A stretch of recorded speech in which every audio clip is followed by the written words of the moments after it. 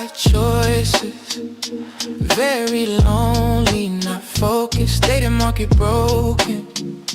Truth be spoken, marriage, divorce, single moms coping, high value mindset, yeah we chosen. Yeah. Look, bro men talking like they kings now. Social media selling fake crowns. Everybody want love but don't build. Everybody want peace but don't heal. Single moms tired, dad's missing. High value men keep their vision. No simping, no lying, no pretending. We talk real life, no filters, no bending. Single by choice, marriage ain't dead, it's misused. Divorce courts breaking families loose. Dating apps turn love to a game. Swipe left pain, swipe right shame. Men gotta lead, women gotta choose. Accountability, something we don't refuse. We don't hate, nah, we educate. Truth hurts, but it's still first place. Rest in peace to the godfather of truth. The message still lives. Single by choices, very bitter, big mad. Truth over lies, real talk we have. SBC Nation, stand up, no cap.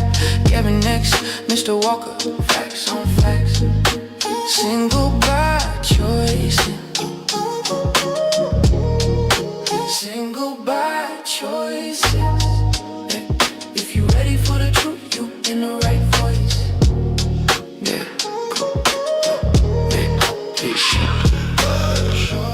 Truth in the mic, data market, wow, we shed the light. SBC Nation, real talk only. Gavin next, Mr. Walker, never lonely. Single by choices, single by choices, single by choices.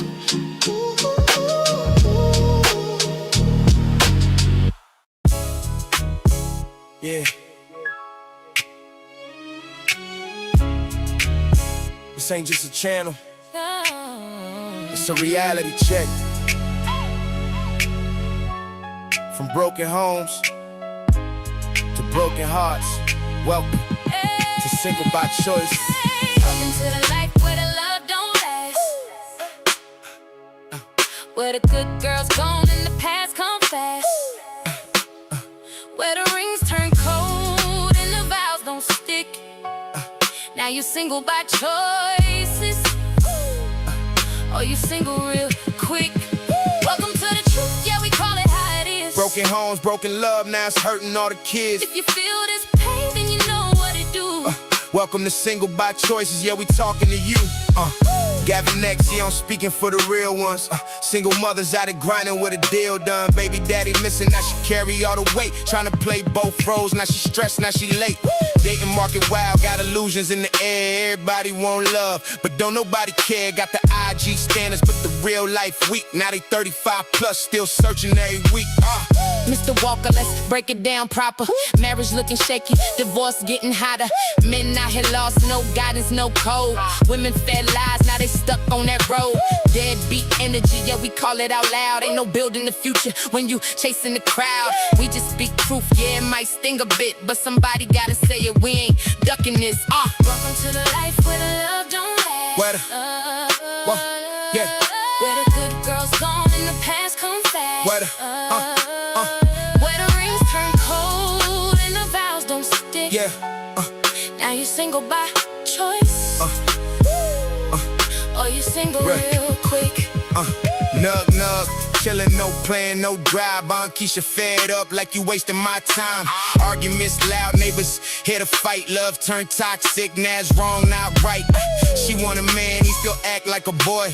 He want respect, but don't bring no employee. Now they both stuck in a cycle that's real. It's that everyday life that nobody conceal. R.I.P. Kevin Samuels, voice of accountability, saying things they hated, but it was reality. Standards high, but the work ain't shown. Now we all gotta deal with the seeds we've sown. Subscribe to the channel, take it straight to the top. Cash app support, yeah, we building the show. Super chats lit, let the real ones glow. SBC Nation, yeah, we locked in tight. Caught before the horse, yeah, we do this right. It's more than content. It's culture. It's truth. Single. Bye. Choices.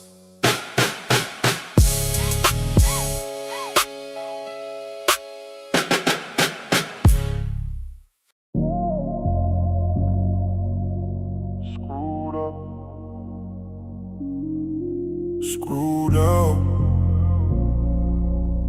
Screwed up. Screwed up.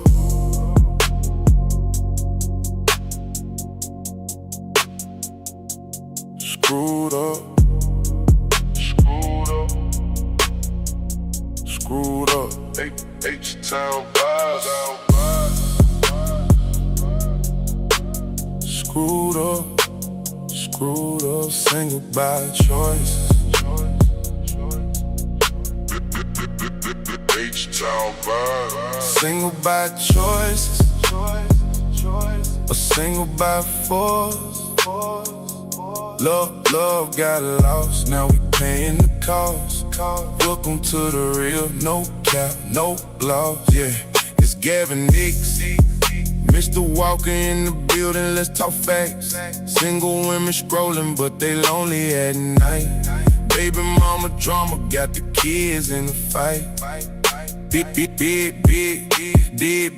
dads ducking, ain't raising AC. Broken homes everywhere, now the cycle just repeats.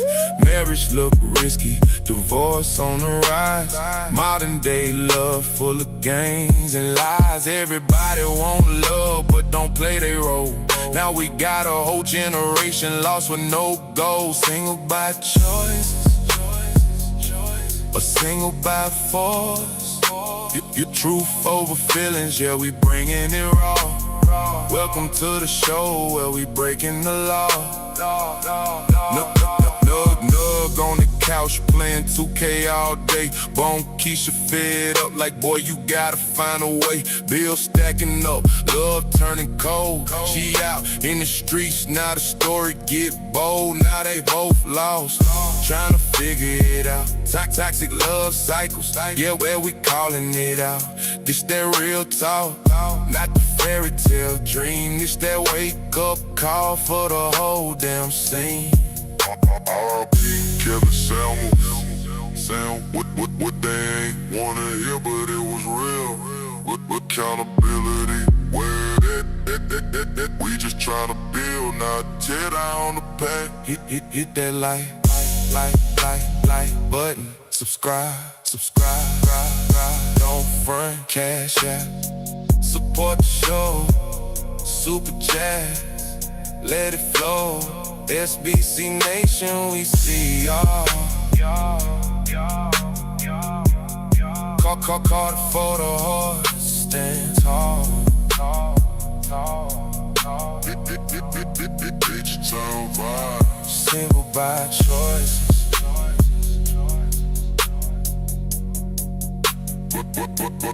Consequences. Welcome to the truth.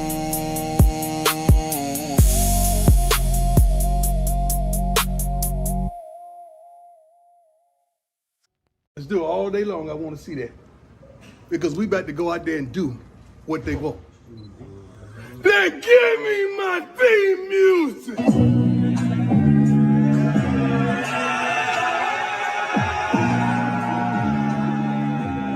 Give me my theme music.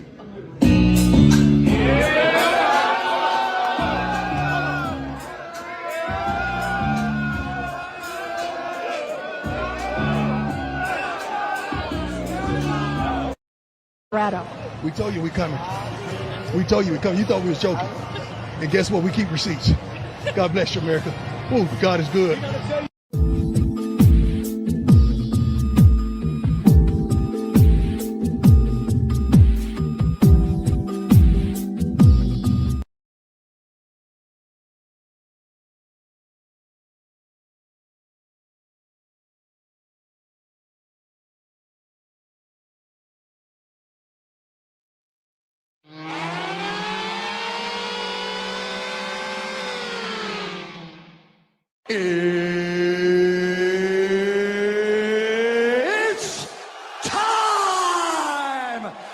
Let's get it on. Welcome, welcome, welcome. Live, Single by Choices, brought to you by Caught before the horse production. We live. Welcome to Caught before the horse production. It's Thursday night. How you feeling, Mr. Walker? Yes, sir. I am feeling freaking-tastic per usual. Good evening, ladies and gentlemen, El Nug Nugs and Le Bonquishas. Welcome to Cart Before the Horse, Single by Choices, in affiliation with the Bougie Negro Podcast, and also, as all you Negroes know, in association with Ain't No Fun Once the Rabbits Got the Gun Entertainment. What's going on with you this fine Single by Choices Thursday? I got beans and bologna.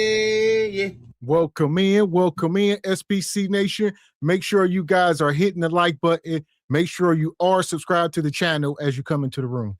Whether or not you are subscribed to all three of our channels, come on this fine April 16th, 2026. As you can see, Gavin X and I are very much still in the mix, reporting live to you jive chickens from this wonky, ever-changing, cooked, fried to a fricassee dating market.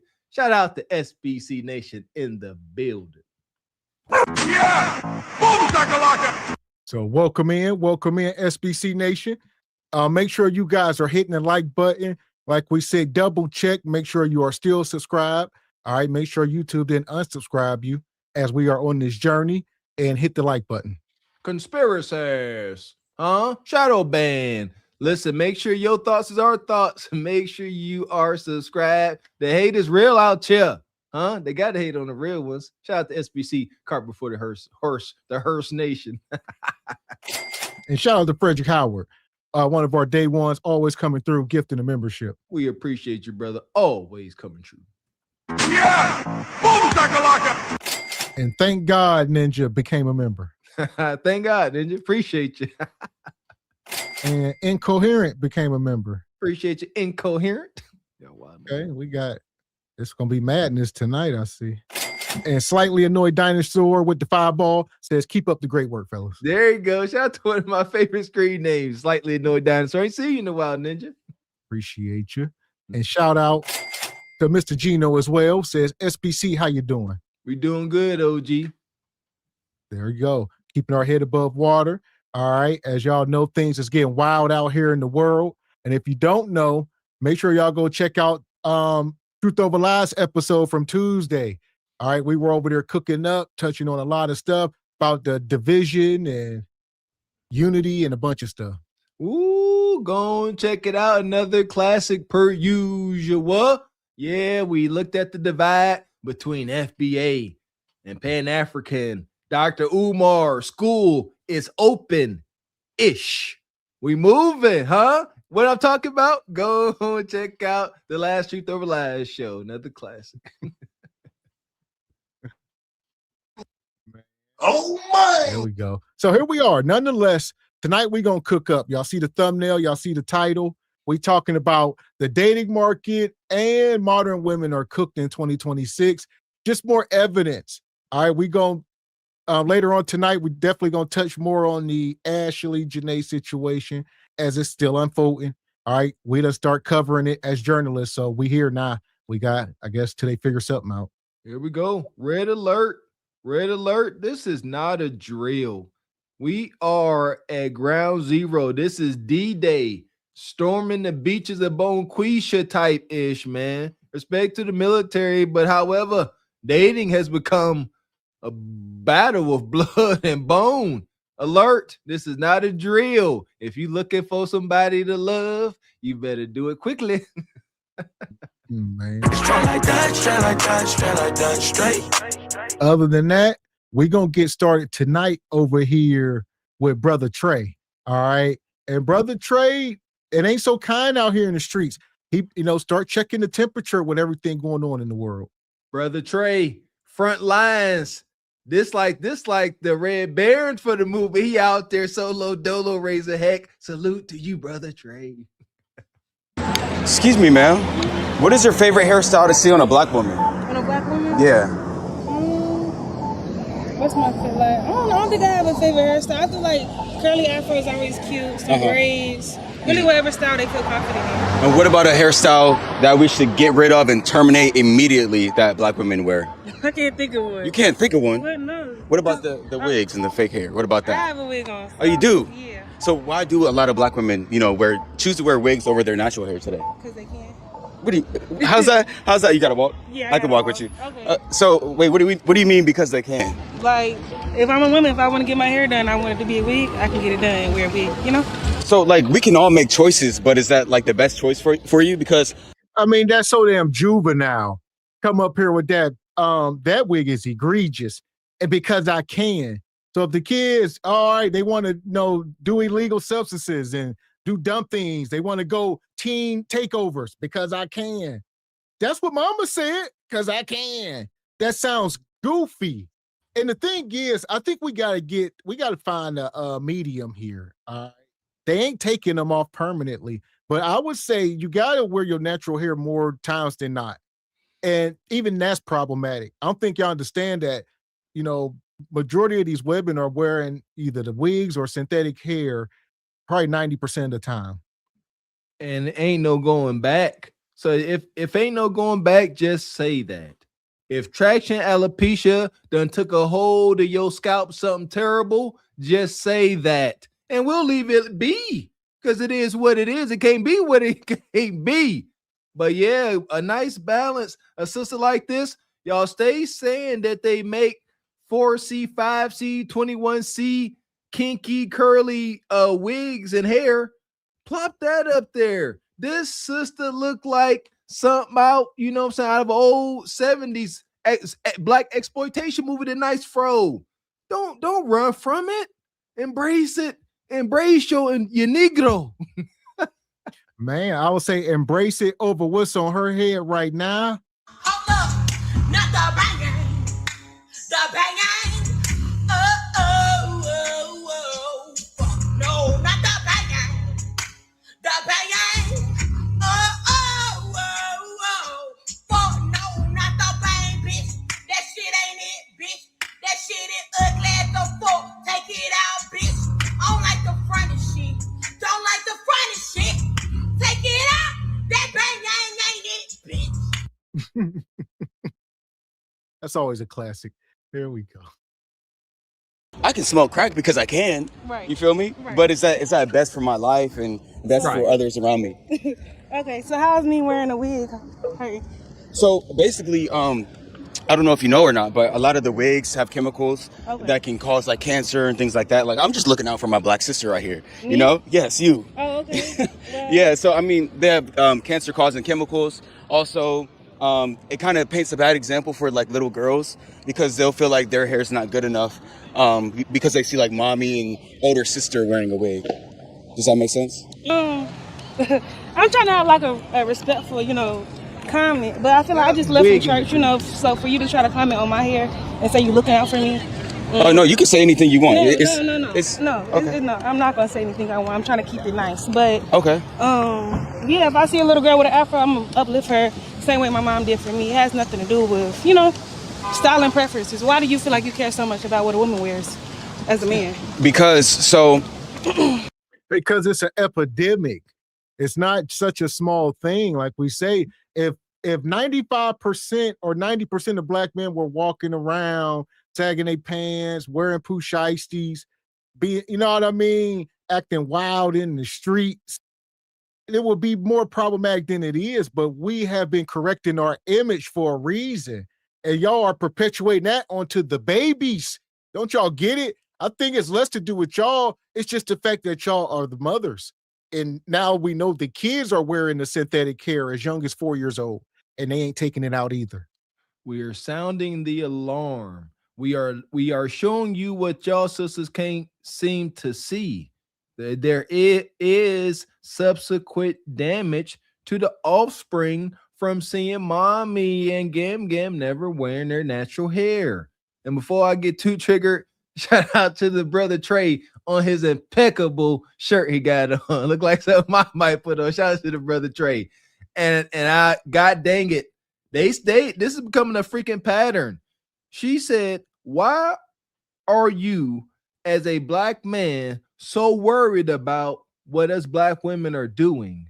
Again, that's our duty. We're supposed to be concerned. Y'all say y'all want leaders, but again, y'all don't know what leadership looks like. Leadership is in your business for all the right reasons. Leadership is telling you, like he is saying, I care for you. I want to see better. That's what leadership looks like, ladies. Either you want leadership or you don't. Huh.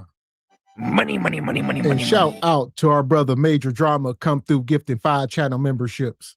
Shout out to the brother. Appreciate your Major Drama. Appreciate your brother. Yeah! Boom, shakalaka! Always coming through. Make sure y'all thank the man. And thank God Ninja says, what up, though? Appreciate your brother. What up, though? And he come back with a super sticker. We appreciate you, brother. Appreciate you. So here we are. This is about to make a turn for the left. Hit the like button. Too late. I know a lot of the wigs and weaves in general and straight hair, black women were not doing a pre-colonization. So they only do this as a result of colonization and adhering to European beauty standards. Okay. So I'm just looking out for black women because, like, black women, they always say, oh, black men don't protect us. But then when we try, you guys, you know. Okay, in what way right here do you feel like you're protecting me? I'm trying to walk to my apartment, just left from church, and I feel like you're more so attacking me than protecting me. No, if you don't want to speak, you can say that, and I'll walk away. You never asked me, did I want to speak? No, because You said you followed me, you said you had a question. You never asked me if I wanted to be recorded. no, I'm walking next to you. But do you not want to speak? Because You never asked me that. I never had the chance. You just came up to me. So if you was protecting me, you know, you would have had a better approach. No. So if you don't want to Right? speak, then I'll walk the other way. Yeah. So- That's the best, and to get rid of that video. Okay, so you don't want to talk anymore. And to get rid of that video. All right, you have a nice day. All right, you too. Okay, so keep it rolling. So there you go, brother Trey. I mean, you got to be frosty, brother. I think you are becoming, wherever you at, you got to find a new campus. All right. They've been pointing you out lately. Hey, that's him. You know, they see you from a mile away with your camera and all that. And, you know, things is turning hostile. Like we say, the dating market, the gender war is at a fever pitch right now. So be careful. Listen here. Again, y'all sisters must look and observe and take some accountability for just how bad it's gotten. Look at this here. This brother Trey presenting his best self to the sister, asking harmless questions. It ain't of sexual nature, nothing like that. He coming across like a church man, if you will. He coming across real straightforward and kind. And she had the nerve to get so uncomfortable because she can't defend rebuking Trey's love and concern that she started to incriminate him. That is wicked. Y'all need to stop that. Soon as y'all don't like what a brother's saying, y'all won't say, you know what? You won't be a real woman and say, you know what? I don't really have answers for this. You really make me think, but I think I'm unprepared for this interview. Y'all got so much pride and hubris. Keep in mind, pride before the fall. Y'all got so much pride and hubris that y'all will say, you know what? I ain't about to sit here and say I'm wrong. I'm going to incriminate you. You harassing me. You follow me to my car from church. You're filming me without my consent. Trey, stay frosty. Okay, so you don't want to talk anymore. And to get rid of that video. All right, you have a nice day. All right, you too. Okay, so keep it rolling. It's crazy. It's actually crazy because when you walk up to somebody and they don't want to speak to you, then they'll say, I don't want to talk. Many women, and now she's talking to her friends as a group. Are they coming this way? Do y'all want to talk to me? I'm gonna stand right here. Maybe they want to talk to me. Let's see. But all she had to say was, I don't want to talk to you. And I would have turned the other way. but she was having a conversation with me about the hair, and now she wants to act like, oh, I'm attacking her when I was walking right next to her. You feel me? So, no, they never want to say anything, but it's, yeah, they don't have nothing to say. Oh, do you want to say that to my face or keep walking? So do you want me to repeat it? You look too old to be near college campus harassing women. One of those young ladies just said you said something crazy to her when you passed. So what did she say I said to her? It's all recorded. Wait, guys. We have a fun little number. It's called student security. So we're gonna let them know there's 2 men on campus harassing women. Thank you. Okay, so call them. But what did she say I said? What? Oh, so does it matter because she said you're harassing her, and so why are you the black man harassing So black women? Go do that. so what did I do to harass her? So you were talking to her, and she said you said something rude to her. It doesn't matter. I don't give a fuck if she says something random. It's all recorded. I said nothing rude to her. Remember, I'm assuming we're gonna see it in the post later. Yeah, you are. Yeah. Well, here we are, Brother Trey. Like I just said a minute ago, the gender war at a fevery pitch right now. This might not be the time to be on the streets. You might want to take it to StreamYard. I don't know. Because like you said, that's just getting deleted over Africa. And it's just a rough time right now. Y'all becoming more divided as single folks. And that's unfortunate for y'all, but be careful. Yeah, Trey, I second that motion. You know, I'm all for your journalist spirit, your gung-ho, brother. I love that, man. But yeah, you know, it could be counterproductive. You know, you hear this, sister. You hear she don't give a rat's patootie what you did or didn't say. They don't want you there, and it's very easy to incriminate a black man. Got my heart racing. You don't need, you don't need folks showing up, security showing up. Just don't need it. Can't win. And Trey is a prototype. If Trey can't do it, you ask me, can't nobody do it. The brother is, come on, he looked like he need to be on daytime television. Good old wholesome brother. Zero aggression. He get a little triggered here, and I feel him. But yeah, as Mr. X said, this, if we had a fever pitch, you cannot negotiate. To harass her. So you were talking to her, and she said you said something rude to her. It doesn't matter. I don't give a fuck if she says something random. It's all recorded. I said nothing rude to her. Remember, I'm assuming we're gonna see it in the post later. Yeah, you are. Yeah. What's your full-time job? Can I ask? No, you can't. Oh, great. So you want to go and harass other people and be invasive? So what did I do to harass her? Explain the harassment. You got really flustered. Like, is that normal? Explain the harassment. Is that feminism? Am I? Yeah. Am You zoom in for the camera. Hey, you got your camera in the zoom. So what did I do to harass her? Answer Why that. don't you go ask her again? Or are you not going to go that close to campus because you know you're not supposed to be over here? I can walk here. It's a public You sidewalk. can walk here, but do you have to harass students? Are you going to ask her a question, or are you only do So that to what did I do to harass her? There's somebody else coming through. You're going to ask them a question What too? did I do to harass her? Right. Explain it. Right. You have a good rest of your day. Yeah. Wait, hold on real quick. Actually, do you mind if I take a photo real quick? So they can never explain the harassment. You see this woman right here who's she's probably a dyke, for real. I'm not gonna lie to you. Yeah, she is a dyke. Yeah. But see, they can never explain the harassment ever. And look. Mind you, look like a faggot. Your pants are tighter than mine. Okay, hopefully you guys heard that. It's crazy how the first girl, I walked up to her and I asked her a simple question. What is a hairstyle that black women should get rid of? That was the one that got her mad. I was having a conversation with her, but then she called it harassment because she got angry and that I was telling too much truth. And then you see this dyke over here that comes over here trying to insult me and try to get into the conversation. But I'm like, bro, explain the harassment. And they never can. So she tried to talk about my pants. She called me a faggot. She said my pants are too tight. Look how loose my pants are, bro. Besides that, look at this bag, bro. Go to mdblabel.com, go copy this bag. Bro, your life is gonna turn up. Everywhere I go, I get compliments on this bag, so go copy a bag. It's crazy. So here we are, Brother Trey. These are hard. This is college campus. I've been told y'all these are feminist breeding grounds. Most of our sisters are up there dating each other for the most part, exploring themselves. Then they come up out of school broken, never to be fixed. And here we are. Whoa, that was a lot. Yeah. I don't know what Trey come out left field with that daggone bag. I don't know what you got going on, brother. Shout out to this a younger age. I don't know nothing about it. But yeah, brother, they starting to get to you. And I feel you. That was my concern. You know, I know sticks and stones, but man, these demons got a sharp tongue. They'll pierce you.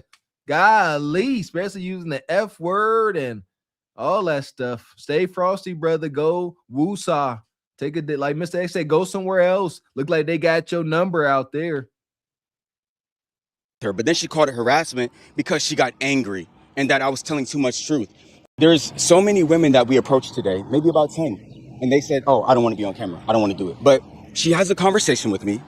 But then when you get mad, now I'm harassing you. That's not the way it works. Excuse me, ma'am. What is your favorite hairstyle to see on a black woman? On a black woman? Yeah. Right here, perfect chance. I don't want to be on camera. I don't want to talk. But she's talking because she wanted to have the conversation. And my camera is huge, so she knew she was being recorded the whole time. So why do a lot of black women, choose to wear wigs over their natural hair today? Because they can. What do you, how's that? How's that? You gotta walk? Yeah, I can walk with you. Okay. Here was another perfect chance.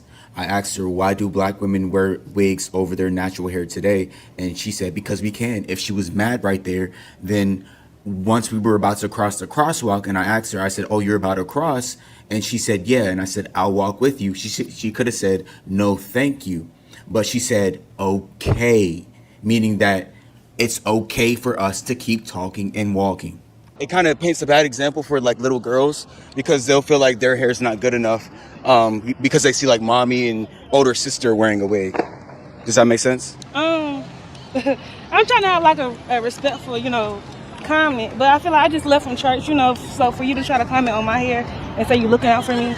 Oh no, you can say anything you want. No, I'm not gonna say anything I want. I'm trying to keep it nice. But Right here, she got visibly mad because. And there you go. So just like any addict, I believe there are weave addicts. So if you walk up to somebody drinking alcohol and tell them to put the bottle down, you'll get the same response. You see somebody smoking rocks, you tell them go get help, same response. Oh, why you telling me to get clean? Who you think you is? I mean, that's all you get. They don't want to get better. And these sisters are too used to being coddled and pampered. Shout out, not really, to the gynocratic echo chamber. Y'all, these sisters like this, they mom and them handle them with kid gloves. Don't ever give them no loving, hard truth. And then you come out into the world and you find out that everybody don't think your ish don't stink. Folks may have an opinion of you that you can do better and fix yourself. And this is what it looks like when they break under the slightest bit of pressure. Do you not understand what this conversation was about? It's about synthetic hair. They turned it into a full alert campus safety issue. That's an addict defending their addiction. Oh no, I got to have this wig to the point where, black man, I will incriminate you. I will have you on the front of the news. I don't care what damage happens to you. As Mr. X said, we had a fever pitch. This is not a drill. Stay alert. She said she was trying to keep it respectful. So at this point right here, I knew that she was upset. And at this point right here is when she could have said, hey, I don't want to talk anymore. Have a nice day. Leave me alone. Anything like that. But she kept talking. Why? Because she wanted to keep talking to me, right? But see, what women will do is they get mad because I'm proving them wrong. I'm exposing them. So now they have to claim harassment. She also said, you're over here trying to comment on my hair when I never one time talked about her hair. I talked about black women's hair in general, but she's taking what I'm saying as a personal attack. So that's why she got triggered. And that's why it also threw me off at first, because I'm like, hold on, why are you mad right now? I'm not even talking about you. Also, when she started getting angry, I peeped it. So I asked her 5 to 6 times. I said, if you feel harassed, if you want me to leave you alone, I will walk away right now. No, if you don't want to speak, you can say that, and I'll walk away. You never asked me, did I want to speak? No, because you said you followed me. You said you had a question. You never asked me if I wanted to be recorded. No, I'm walking next to you. But do you not want to speak? You never asked me that. I never had the chance. You just came up to me. So if you was protecting me, you would have had a better approach. No. So if you don't want to speak, then I'll walk the other way. Yeah. That's the best, and to get rid of that video. Okay, so you don't want to talk anymore. And to get rid of that video. Yeah. All right, you have a nice day. All right, you too. And she just said, you just never asked me in the beginning. She kept saying that. But it's like, if I want somebody to leave me alone, I'm going to say, leave me alone. But she never said that. Not even as she walked away. She never one time said, go away. I don't want to talk. Right? But then she wants to try to claim harassment. And then we have all these people on the internet that say, believe all women. So many women will lie. She just lied in 4K. And then she also said, delete it. She said, delete it. Why am I going to go and delete my evidence? This is my evidence right here. Why would I delete that? The other girl said we're gonna go and call campus security and tell them that 2 men are on the campus harassing people. I have the footage right here. I didn't harass anybody. Because you have a conversation with somebody does not mean that you're harassing them at all. So you see how the first girl lied. She said I harassed somebody. And then the other girls came and they were also threatening to lie on me and say that there's 2 boys following us and they're harassing us. Exactly. And this could have turned real left. Could have turned into a ninja moment. Like you say, I mean, what happens if they show up and delete one of these ninjas? For whatever reason, it was an accident, something went left. All over questions about trying to help folks. And like I said, be careful. Everybody don't want to be helped and everybody can't come. That's unfortunate because this woman with the wig, she thought you was about to do like an expose or something like, hey, your wig looks beautiful. Where'd you get it from? You know, but that ain't it, sister. Come on now. Yeah, shout out to Trey. He broke that down quite flat. She didn't mind in the beginning because she thought you was coming with adulation, praise, and pandering. Yeah, she said, come on with your fancy camera, talk to me. But she found out you wasn't there to give and dish out empty gratification. And like hyenas in their hyena games, she flipped it on you.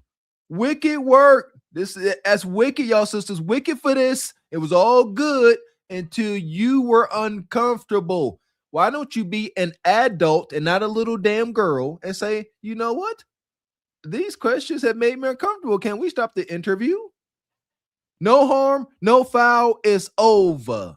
You see that? You don't have to incriminate your brother because you throwing a temper tantrum. God can see y'all. I swear, I'm sick of God can see you.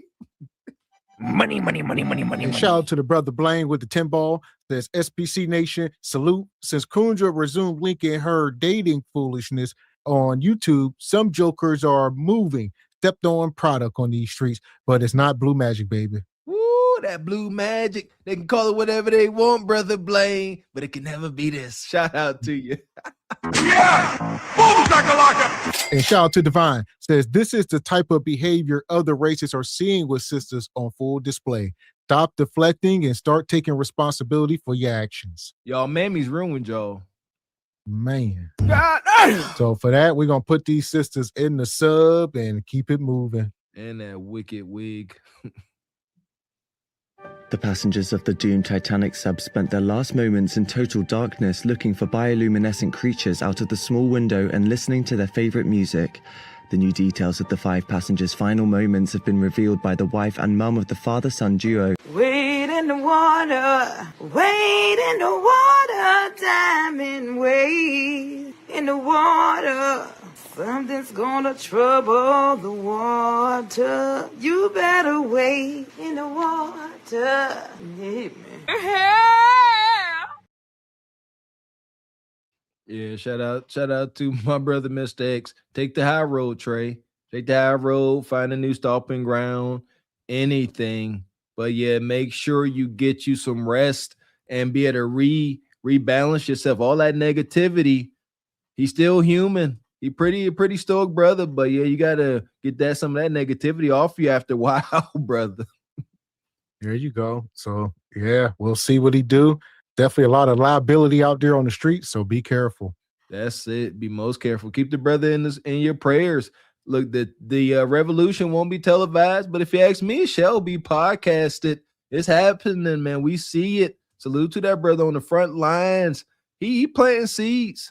I salute to the brother. I'm a fan.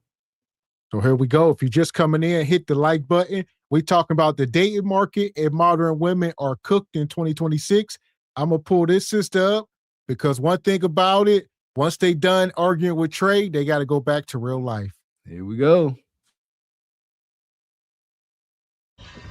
I asked my child's father for $25 to help out with her child care. My daughter's child care is $50 every day. Half a day, $25. But today I needed a whole day, so $50. I was short $25. I normally pay child care on my own. I've been paying $600 to $700 in child care. She's been going for a month now. He has only sent $150 for as far as 4 months go by. He only sent $150 for her in all. He used to send $100 every 2 weeks. He don't send that shit no more. He said because he fell off. Cool. He got back up his feet. He got a job. He used to keep her every other weekend. He don't do that shit no more. He said because he fell off. Cool. He's supposed to keep her this past weekend. He didn't do it. His excuse was because he had other obligations to attend. He had a cookout to go to. Cool. I haven't had a break in 5 fucking months. Well, one thing about it, You let him hit it raw. You didn't have second thoughts. I am inevitable.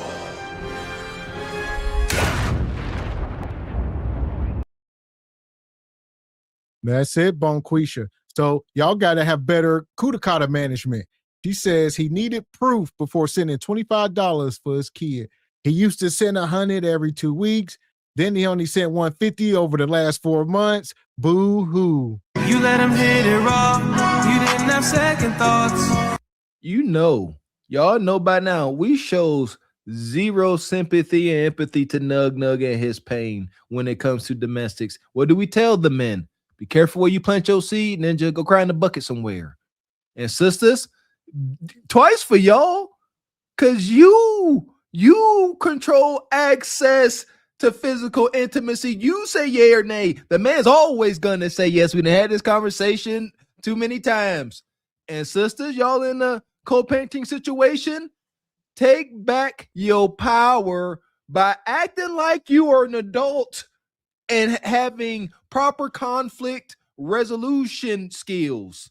And I can tell just by the way she up here talking and cursing and bucking her eyes, she is not a freaking joy to deal with. Give Nug Nug a reason to Nug Nug. Too easy.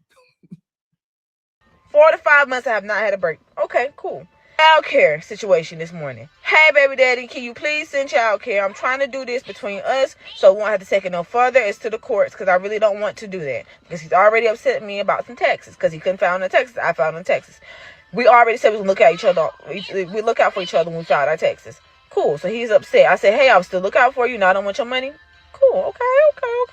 Clock it. Okay, you mad? Okay, cool. Still proceeds to go block me on Messenger. Cool. Hit him up on Instagram. Hey, baby daddy, can you send $25 for your child to go to daycare tomorrow because I have to work from 6 o'clock in the morning into 3. At this point, he said, at this point, you're going to have to do what you got to do. I said, huh? And proceeds to, he says, I don't trust that Journey is in daycare fully because you have not shown me any evidence that she's in daycare. And I haven't even seen you at a job or shown any evidence to me. You need to prove to me that you're working. Prove to you. Are you the government? Are you my father? No. Are you my husband? No. Okay, cool. You want to see Journey's in daycare? I've shown you plenty of videos, plenty of pictures of her at the daycare. On top of that, I sent you the paperwork of the daycare. I sent you the name of the daycare. But no, you want more. You want the teacher's number. You want this, that, third. You want information that I don't have. The school has a number. The teacher personally does not have a number. Yet sent him this information months ago, and yet it's still a problem. It's still a problem because you feel like you over the authority and you higher up that I have to prove some shit to you for you to send $25 for your child to go to fucking child care. Yeah. So here we are. Nug Nug on the other side of that phone looking at Bonquisha. Ain't going back and forth with you niggas. Listen, Nug Nug living his best life in them streets. Probably his 5th baby mama. Tell the whole truth. Which number baby mama are you so we can try to feel bad? Yeah, try. Psych. Listen, sisters, y'all got the game messed up. Any sister in a co-parenting situation like this, hear me and hear me well. We trying to help y'all. Yeah, I know it don't feel, ain't nothing I'm going to tell y'all going to feel good. I'll tell you that right now, but it will help you if you freaking apply it. You up here, worried about he won't pay daycare. I keep telling you, be kind, be sweet. Why? Because you got the game mixed up. He ain't your daddy. He ain't your daddy. He ain't your husband. No, but he's the equivalent. He's the father of your child. You allowed this man the greatest honor on earth of planting his seed in your sacred womb, you goofy hyena. He's very important to your life. Man. Now you're a single mom. Here. But you know what? It's okay. It's okay. Have not sent money for the baby diapers, wipes, none of that. Then had the audacity to say, instead of sending money for Journey, I will be getting her clothes and her shoes from this point on. I said, okay, cool. I will send you her sizes and her shoe sizes. But does this mean that you're not going to be sending any money from now on? Well, why would I if I'm getting her clothes and shoes? Well, you don't get her on an everyday basis. She still needs food and she loves toys and all this stuff that I pay for a price. What are you doing? What are you doing? And still haven't seen no clothes and hair. That's not his problem. I still pay for clothes and shoes. Show us what you paying for. Just because y'all decide to buy y'all kids Air Jordans and just because y'all decide to eat out and DoorDash every day, y'all need to go to Walmart and buy some shoes. Y'all need to learn how to cook home cooked meals. You'll be surprised. Y'all will save thousands of dollars a year just by stop being ignorant. Y'all ain't rich. Stop living like y'all rich. Amen, amen, amen, Mr. X. Again, here come that harsh medicine. Be feminine. Like Mr. X said, apply that. Go out your way to change your life and your existence. Ain't y'all tired of being sick and tired of being sick and tired and bitter? Apply what your mama didn't teach you, some daggone femininity. Yeah, go live, FaceTime Nug with you in the kitchen cooking. Like, hey, tell them. Say, look, I'm saving money. I ain't door dashing. You know, just so you know, I'm learning how to budget. If you can send me some money, you know, we making the stretch over here. All right, see you, bye. Y'all can't, y'all so broken.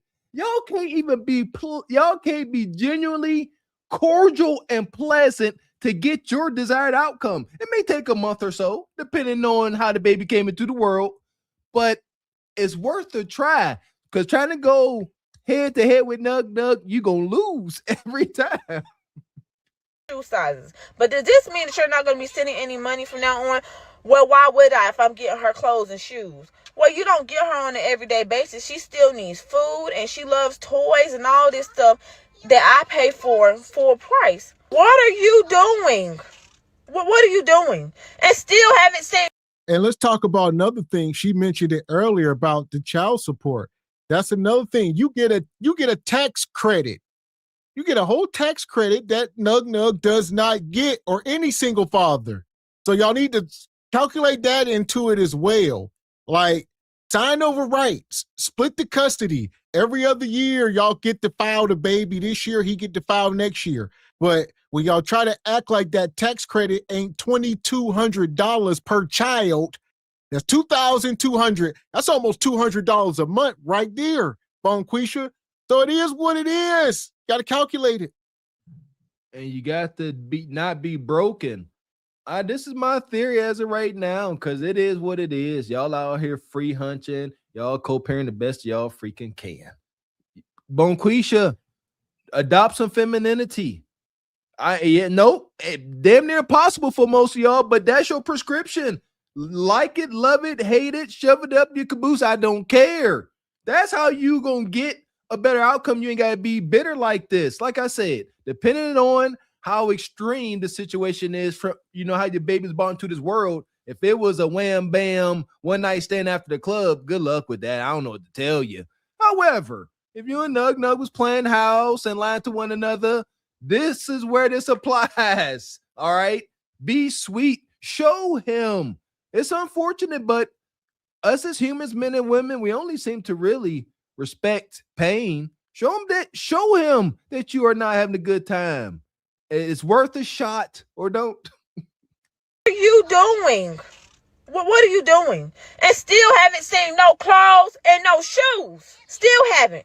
So at this point, I have been, listen, y'all, I have been praying about it. I really don't want to do this to him because that's not the type of person that I am. But at this point, I'm gonna have to take matters up to legally.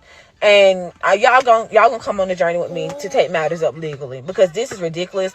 I didn't make this baby on my own, and I shouldn't have to take care of her on my own, and it's fucked up. Well, here we go. Sometimes y'all must understand the archetype of man that they are procreating with. Mozzie, what would you do if you was president? Who is this nigga, man? First thing, everybody gonna get $1 million. First of all, that car weak. That chain definitely weak. I never wear nothing like that. And then he over here talking about this rich stuff with a bottle of Bel Air. Boy, that shit costs like $20 at the liquor store. Oh, my mama, you don't stop playing, boy, on the real. Then he in front of somebody else's crib. Nigga ain't getting no bread like that, man. Niggas better stop fronting. So here we go. As long as y'all want to be procreating with grown-ass babies, all right, it's going to be what it's going to be. All right, he fell off like he told you. He fell off this week. He got to go to a cookout. You got to make sure his drip is right for the cookout. So y'all come last. And you like that. You were attracted to that initially, Bonquisha. Tell the truth and shame the devil and your mama. Yeah, I'm firing brimstone this evening. Y'all get on my nerves. Y'all like this. It was all cute when you thought you could tame that wild pit bull with the pink thing hanging out. You found out the hard way. More ways than one. So here we are. As far as this woman, definitely gonna send her to Glaze Galaxy and keep it moving. Yeah, glaze some sense into her. We got us the gun line. Tell them about the gun line, boss. We may not know which way to go. Oh Lord, see, this shit is gonna be dangerous. Some dark-winged duck shit. Let's get dangerous. I play the fool for the fool. Everybody plays the fool sometime. And no exception to the rule. Listen, baby, you hear me? I played the fool for a fool. Be kind to your baby daddy sisters that got baby daddies out there. Another tip. That's why Becky winning. Becky, Hood Becky, because she ain't got the plight that you got. She's still sweet with neck tattoos and long fingernails and stuff and eyelashes. I better take a page out of her book. So here we go. We up here talking about how these modern women are cooked in 2026. I'm gonna bring this sister back up. We covered her a few weeks ago. This woman here, 34 years old, no kids, got a couple dogs, couple cats, and she's been going viral since we reviewed her. I see other people been reviewing her, so she an algorithm. Sweet sister, man, having a hard time out here. What's wrong, sister? So my last video did really well. The video about feeling like a loser because I'm still single and childless at 34 years old. And in the comments, I kept seeing the same question being asked, which was, what's your type, Brianna? And I've been sitting with that because the more I thought about it, the more I realized I think I'm incompatible with my own type. So I've been single for 6 years. I've seriously dated 2 guys my entire 34 years of life. Combined, I spent 2.5 years in a relationship with those 2 fellows. So out of 34 years, I've spent 2.5 years in a relationship. So not that much time. It's not for lack of trying. It's not because I didn't want to. It's not because I am particularly picky, or at least I didn't think so. For a long time, I thought it was because I was doing something wrong. Like there was something definable and fixable about myself that if I could just figure out what it was, I could change it and become desirable to more people. But I think the problem is actually a little bit more structural than that. Welcome to my channel. My name is Bree the Womanican. I am Bree. Good to meet ya. I just want to give you like an example of a common theme in my life, something that I call romantically ghosting. I'll get into that a little bit later. Listen, this woman's so socially awkward. Like we said before, she ain't a bad looking woman. 34, no kids. She just can't get out her own head, and for whatever reason. 34 years old. She only been with 2 guys her whole life. This is lightweight, tucked away bae right here. Tucked away bae. And she a working sister. I don't recall her being that snobby. I could be mistaken. Shoot, man.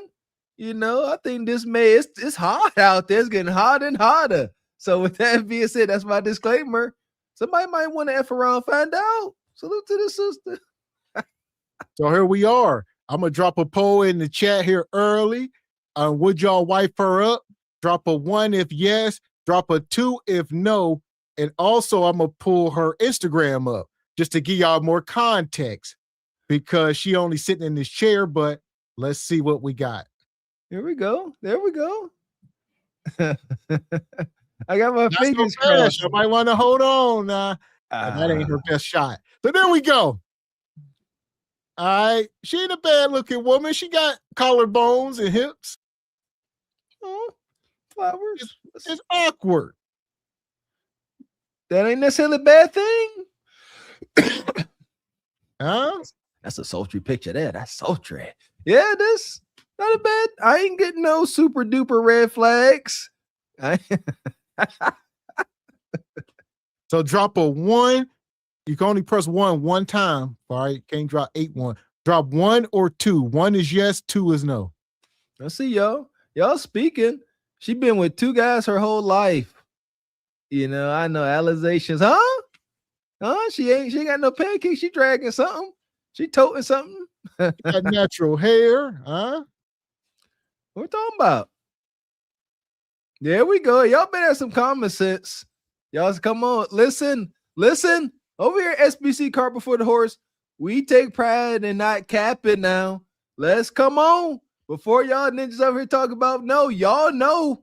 Y'all and God know the last sister y'all been dealing with. What you talking about? This is a bit of a vibe right here. Yeah, she's just awkward. That's all. That's awkward is good when it comes to dating.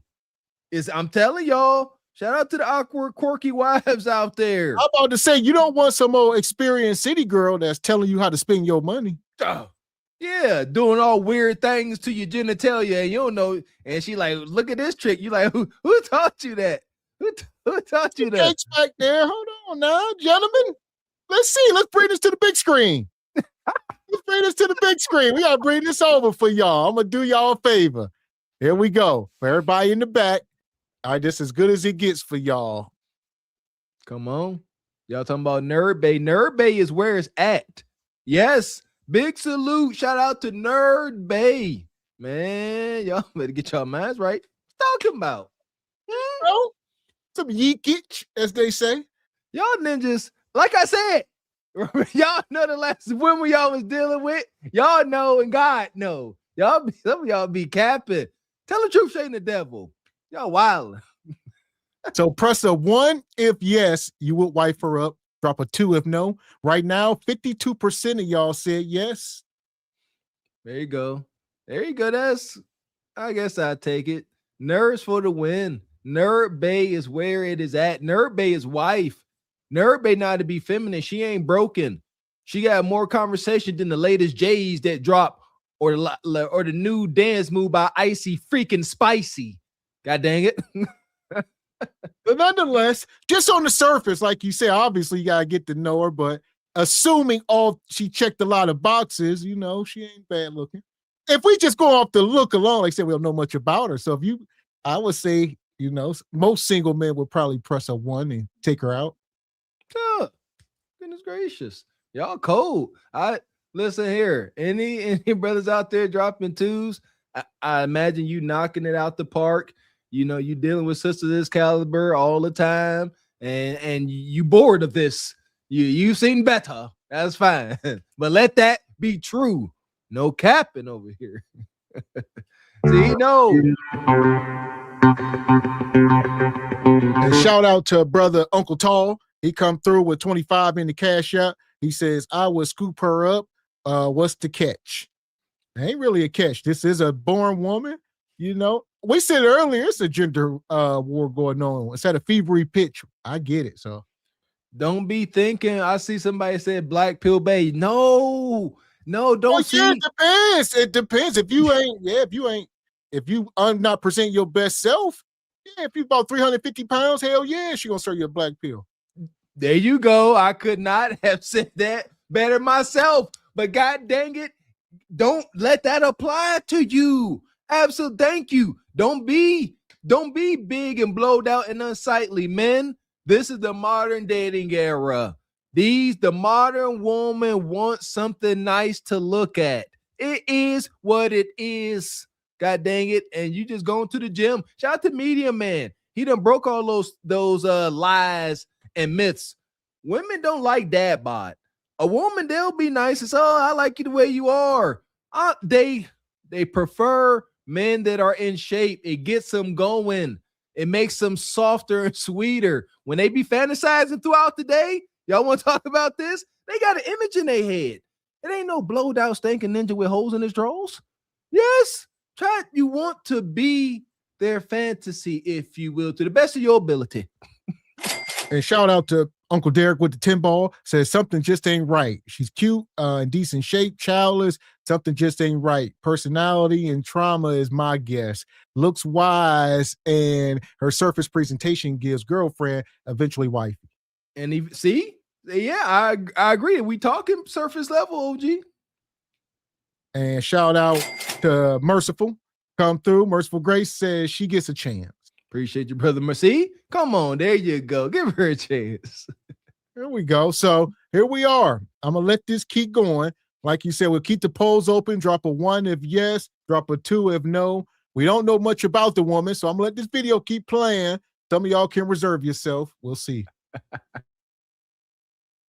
Bit later. So there was this guy that I met where I lived. I originally wasn't really paying him that much attention. He was very handsome. He did CrossFit. He took really good care of his body, but he just wasn't my type in particular. Well, I won't say he wasn't my type. I didn't know anything about him. Honestly, I couldn't tell you any detail about him. I was going to say I used to see him on the elevator, but I don't even remember that. My friend had an interest in him, so I went out of my way to try to include him in things that me and some of my other neighbors were doing. But he ended up making it clear to me that he was interested in me, and I had like a mild interest back. I didn't know enough about him to be able to really categorize how I felt about him, so I was willing to get to know him more. So we went out for drinks, and he got blackout drunk. He kind of embarrassed me because I knew the owner and the DJ and some of the bartenders at the bar that I went to. The next day I asked him, hey, what happened last night? You didn't seem like yourself. And he kind of explained that he wasn't that much of a drinker, and he said he was sorry. And I believed him because, you know, he was really into CrossFit. He's still into CrossFit. You know, I'm like, okay, yeah, if you're a guy who's like really into fitness in your body and you don't drink that much, I can understand how 2 drinks could get you fucked up. I get it. After I got the information that I needed to know, I was ready to move on from that. I was willing to continue talking to him after that happened. But then like 2 weeks later, I made a joke. I texted him and I asked him if he wanted to hang out, and he was like, sure, doing what? And I jokingly said, well, obviously not drinking, LOL. And he did not like that. After that, he said that he wanted to hang out with himself that night and stopped talking to me forever after that. And, you know, I still saw him around. He was my neighbor. He lived in my apartment complex, but it was all like, hey, how are you? How's the weather? Type of stuff. It's really weird. And there you go. She awkward. Hell! And she's picky. She said that on her last video. She, you know, she said it ain't the fact that guys don't hit on her. She looking for whatever particular type of man is in her head. Or I believe she's down in Atlanta, I believe. So my thing is, I think she's into Brad and also, you know, Scissor and Timbers as well. So she like in the Scissor and Timber community or Brad, but we'll see. And listen here, sisters. She said this brother, she liked the way he was looking. He was into CrossFit. Shout out to CrossFit. That's for maniacs, boy. Last time I did CrossFit, my hands was bleeding. F that. So this brother was in peak shape, and she liked that. And he was so disciplined, he wasn't a drinker. Okay. And sisters, you got to understand something. Guys like that's most likely having their way in the dating market, they are not going to deal with that elementary, childish, passive-aggressive behavior. Like, you see what I'm saying? She did say, hey, let's hang out. That's pretty vulnerable. That's pretty cool. But then he said, doing what? Like, it is what it is. He like, you gotta show me something. I don't know. He had upper hand. That's what it sounded like to me. And her response was, well, not drinking. And you never heard from him again. That's how desirable men move. They not about to sit here and negotiate the slightest with you. You either gonna get on board or he's a ghost. Especially because he was very handsy with me when we went out that night. He had said some things to me, like talking to me and via text, that you don't go from that to hi-dily ho, neighbor. It was weird. It honestly kind of felt like he was punishing me because I made a joke that he didn't like. That is what I call romantically ghosting, is when somebody is still friendly with you because you still see them around, or even still like reaches out to you about stuff, but it never takes on that romantic tone ever again. And he never told me why. I never got an explanation for why that happened. I apologized for the joke and I said, I'm sorry if I said something that offended you. I didn't really mean any harm by it. I was probably just trying to make a joke and it was a bad joke and I'm sorry. And he was like, oh, that's okay. And continued to never talk to me again. Never talk to me romantically again. I tried, I really did. I tried to maybe get a little bit more information out of him and it just never happened. But I always do that. When I'm interested in somebody and they rescind their interest, I'm always like, what happened? But yeah, he never told me why. And because he never told me why, I feel like I spent more time liking him than I should have, because more than likely it was Brad. I mean, like you say, too many context clues. One thing about brothers, we ain't about to give up that easy, especially you live in the same building. He was at the very least gonna clap your cheeks, even if it was hate hunting. So there's one thing about Brad, he ain't got time. He already don't like you, sister. So the fetish was over. There you go. Right on, Mr. X. I didn't connect those dots. That makes perfect sense. Golly, sister. Yeah. She talking about you kept apologizing. Yeah, sorry, not sorry, sisters. Maybe I'm jaded from all I have observed, but I don't think you sisters apologizing on like that to a brother. Y'all see what's going on. Yeah, that was Brad for sure. Right on, Mr. X. All that apology. I'm sorry if I offended you. Brothers, when the last time y'all heard one of our lovely melanated sisters say, I'm sorry, I apologize for offending you? Real ish. Shoot.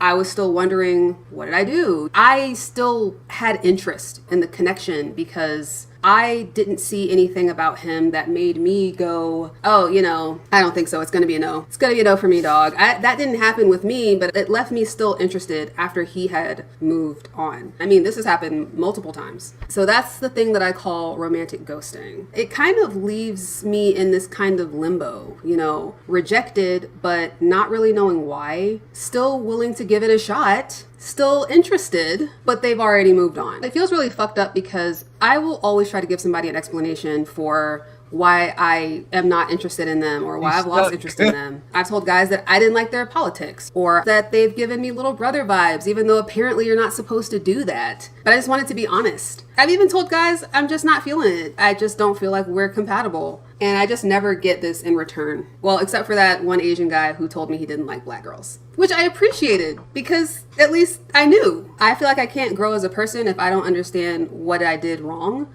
Holy hell. So she dates everything. The Asian guy who said, I don't like black chicks. The least desire. Unfortunately, y'all must understand.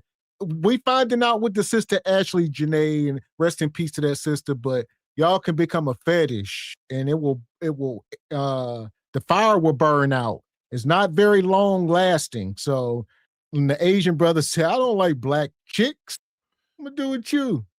Gee, so weasel. Sisters, y'all ain't got to endure that wild. Oh my goodness. Yeah, Brad and Ming Ling and them, they cold-blooded. Shout out to the Godfather. He told us over in Asia, after you like past your mid-20s, the men over there call the Asian women leftovers. Straight like that. They got a whole term for it. Dang it, like the Scarlet Letter.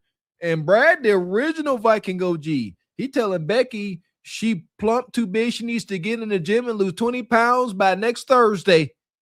Type ish. Sisters, come on home to your pandering, understanding melanated man. We the only ones that's really loving though, y'all. Y'all see what it is.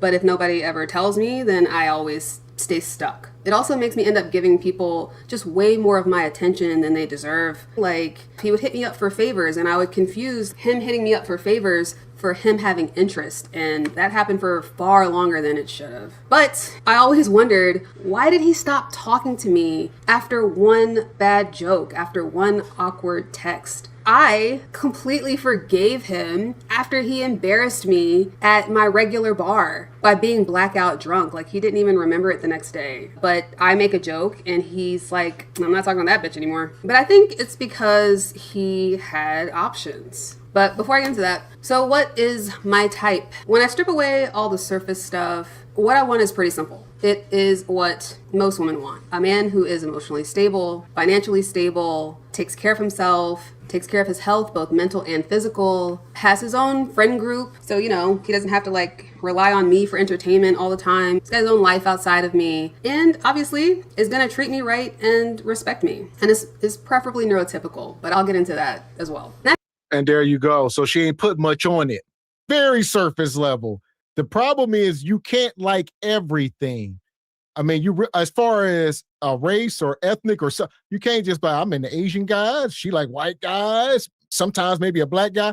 No, stop all that, sister. Y'all doing too much. Come on, man. Yeah, and it's cringe at this point. Why is it cringe? Because y'all ain't getting nothing close to a freaking desired outcome. Actually, quite the opposite. You get most undesirable outcomes. Asian brothers talk about he don't like you. You ain't gotta endure that. Golly, get it together. And y'all calling it out. She talking about the bar she a regular at. Sisters, you're not gonna find a committed relationship at nobody's bar. I don't know what y'all thinking, but bar and club, every man and woman going to a bar or club is at most thinking about a good hunch session. Y'all really think y'all going to find y'all forever? Y'all person at the bar? And shout out to Travis. He says she only dated 2 men, but many brass clap cheeks. There you go. She ain't ready for that Mandingo meat. That's the list. It's super boring. Now, what that man can look like, what lifestyle he has can be very flexible. That's a part of my identity, is that I have an identity that's very flexible. So I feel like I could be with a partner who is whatever. You know, he could be a tech guy who falls into that. He could be an artist who falls into that. But there's a really big problem with that list, and it's the fact that it's what most women want. I'm not describing some hidden gem that nobody else knows about. And the men who fit that description know it. They have options, which means if they encounter something or someone that is uncertain, one awkward moment, one misread situation, a joke that doesn't land, they don't have to figure out if it was a one-time thing. They can just move on because somebody else is right there. And I'm assuming that's what happened with the CrossFit guy. He fit the list. He had options, and one awkward text from me was enough. He had a girlfriend like maybe a month, 2 months later, had a whole girlfriend. Why do I keep ending up in these situations? I am neurodivergent. I have ADHD. I was diagnosed when I was 8 years old. And one of the things that means is that I don't always pick up on social cues. And I also need things stated directly. I'm not good with subtlety when it's directed at me. It's different if I'm just like a spectator and looking at a situation, which is based on how my neurodivergent friends come across to other people. That helped me understand how I am probably coming across to other people. I couldn't see it when it was just me, but I could see it as a third party. Me being neurodivergent creates a lot of social faux pas, especially around communication. Sometimes I make jokes that don't really land the way that I mean them, and then I miss other cues that other people would catch, which means if a guy is interested in me and he's throwing me these subtle signals that he's interested, I might not always catch them. The guy does a favor for me.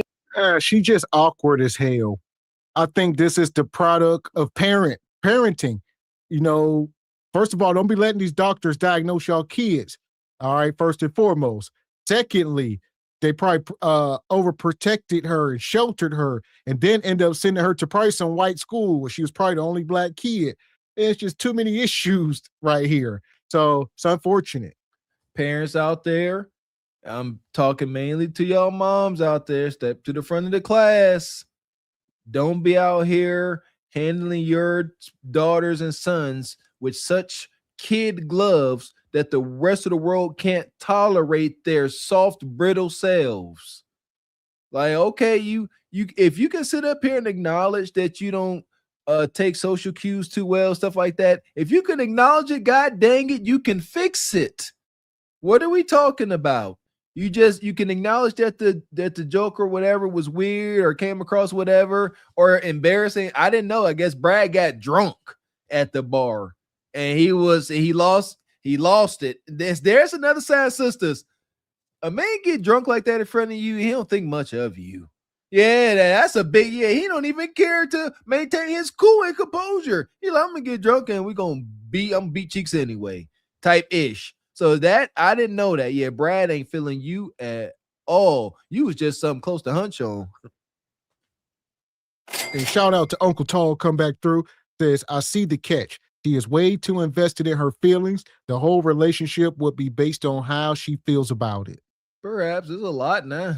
And shout out to Derek, come back, says, she is straight divester, hungry for the scraps or bare minimum from the others. Oh boy. Unfortunately. Because I ask him, I might not see it that as meaning like he likes me. I might think that he's just being nice. And these are things that I usually don't catch until I'm outside of the situation and the moment has passed. But it's not just communication. I don't have a set identity. My interests are all over the place. I watch adult cartoons to fall asleep at night, like American Dad, Rick and Morty, King of the Hill. I mean, I went to school for fine arts. I'm not one of those people who thinks that cartoons is like a medium that's for children. I wanted to be an animator because I've always loved animation as a form of storytelling. I'm also aware that I watch cartoons to sleep is not something that reads as standard for a 34-year-old woman. I'm sure no man. It ain't. Grow the hell up. All right. Grow the hell up. Put the cartoons down. If you got kids, granted, all right, you can interact that way. You 34 years old and your main form of entertainment is cartoons, grow up. Yeah. You ain't gonna find no, I don't know. Yeah. I don't know much about it. Yeah, I'm against TV altogether. Anything that's taken away. She said she want to be an animator. That's kind of cool. I think. Yeah, but just so awkward, man. And your stock going down, sister. We was at 55-45. We at 50-50. After she talked just a little bit more. So there you go. Yeah, don't be too whimsical and too out of touch with reality, sisters. I say that much as far as the cartoons.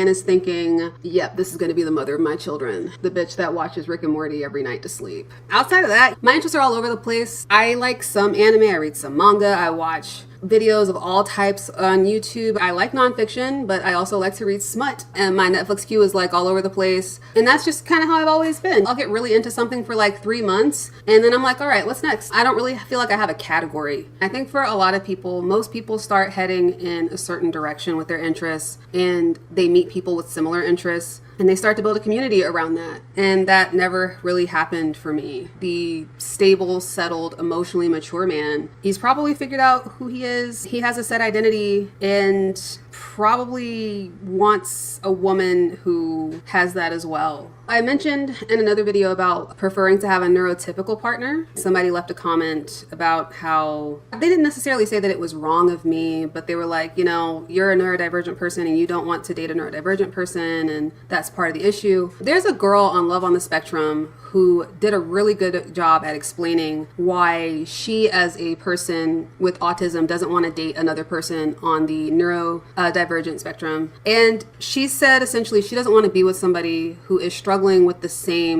Listen. This woman is running in the Victim Olympics. You got to stop handicapping yourself. I think your parents probably did it to you, granted, and this is why we say parents don't do this to y'all kids, because now she thinks something really wrong with her. You are not down bad like them people on Love on the damn Spectrum. People down really bad out here. You are functional. All right, quit. She don't want to work a job or do anything because she thinks she really down bad, and she ain't. Stop telling people that. Victim mentality is extremely cringe for the men you women desire. Extremely cringe. That's why she got ghosted by drunk Brad. Straight up.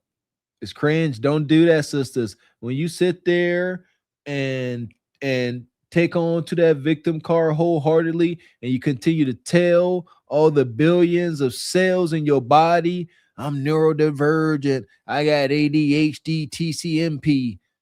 Your brain starts to believe it. You know the saying, mind over matter. You keep telling yourself you're effed up, you're going to keep getting effed up results. Things that she's struggling with. She wants a partner who is complementary, not compatible necessarily. Obviously, you want to be compatible with your person in all the ways that are important, but you want a partner who is also complementary in other ways. You know, your weaknesses would be their strengths and vice versa. You don't want to be a part of a team where everybody's doing the same thing. So when she said that, I felt that because I'm like, that's exactly what I want. Maybe that's why I like boring guys. I don't know. I also didn't always like boring guys guys, when I was in my late teens, early 20s, I was just like every other basic bitch out here wanting the exciting guy. It's a phase. This current version is attracted to guys who give off dad vibes. But the neurotypical men, the stable, settled kind, they will encounter me and eventually I will produce a moment that doesn't make sense to them. It's not always a weird joke. It could be anything really. And they have enough options where they don't have to figure me out. And I think that's the crazy thing to me is the immediate dismissal. Like, not even trying to understand. Like, no questions at all. Oh, yeah, this woman here. Dismissal. Like, not even trying. All right, so this was a longer video. This is part one of it. All right, we'll probably cover the rest of it this weekend. But, I mean, she just awkward, man. It's unfortunate. And she don't want to date nobody like her. And the thing is, a normal person really don't have the tolerance for this. And listen, she told me all I need to know with a facial expression.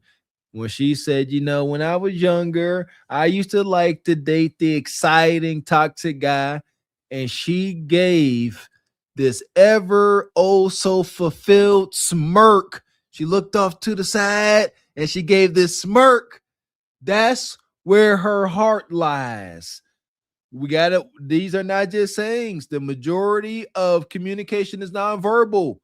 When she sat there and recalled her youth, when she was dealing with, you know, getting raked over the coals, wild huckabucks by toxic nug, her heart is still, she gave that smile of a time she wished she could go back to. Then she gonna say, but now I'm man to dudes that give dad vibes. Shout out to y'all. Maybe she is Black Pill Betty, because if she out here looking for something that ain't gonna satiate her hypergamy, that don't work out for no man. There we are. So we're going to end this poll here. All right. We asked, would you wipe her up? Not necessarily marry her, just maybe date her, take her off the market. And 50% says yes. So we'll see. Like I said, we're going to do the second part of this and we'll take another vote and see what happens. There we go. I take it 50-50. Y'all on the fence? Yep. Sounds like the typical dating market. Undecided. But I get it. It's hard out there, sister. Yeah, you got a little wonky. I saw your stock go from 55 in your favor, flat to 50-50. Keep on talking. And shout out to Dee Dee. Says her entire identity is in her disability. Sad. See what I'm saying? That ain't how it works, sisters.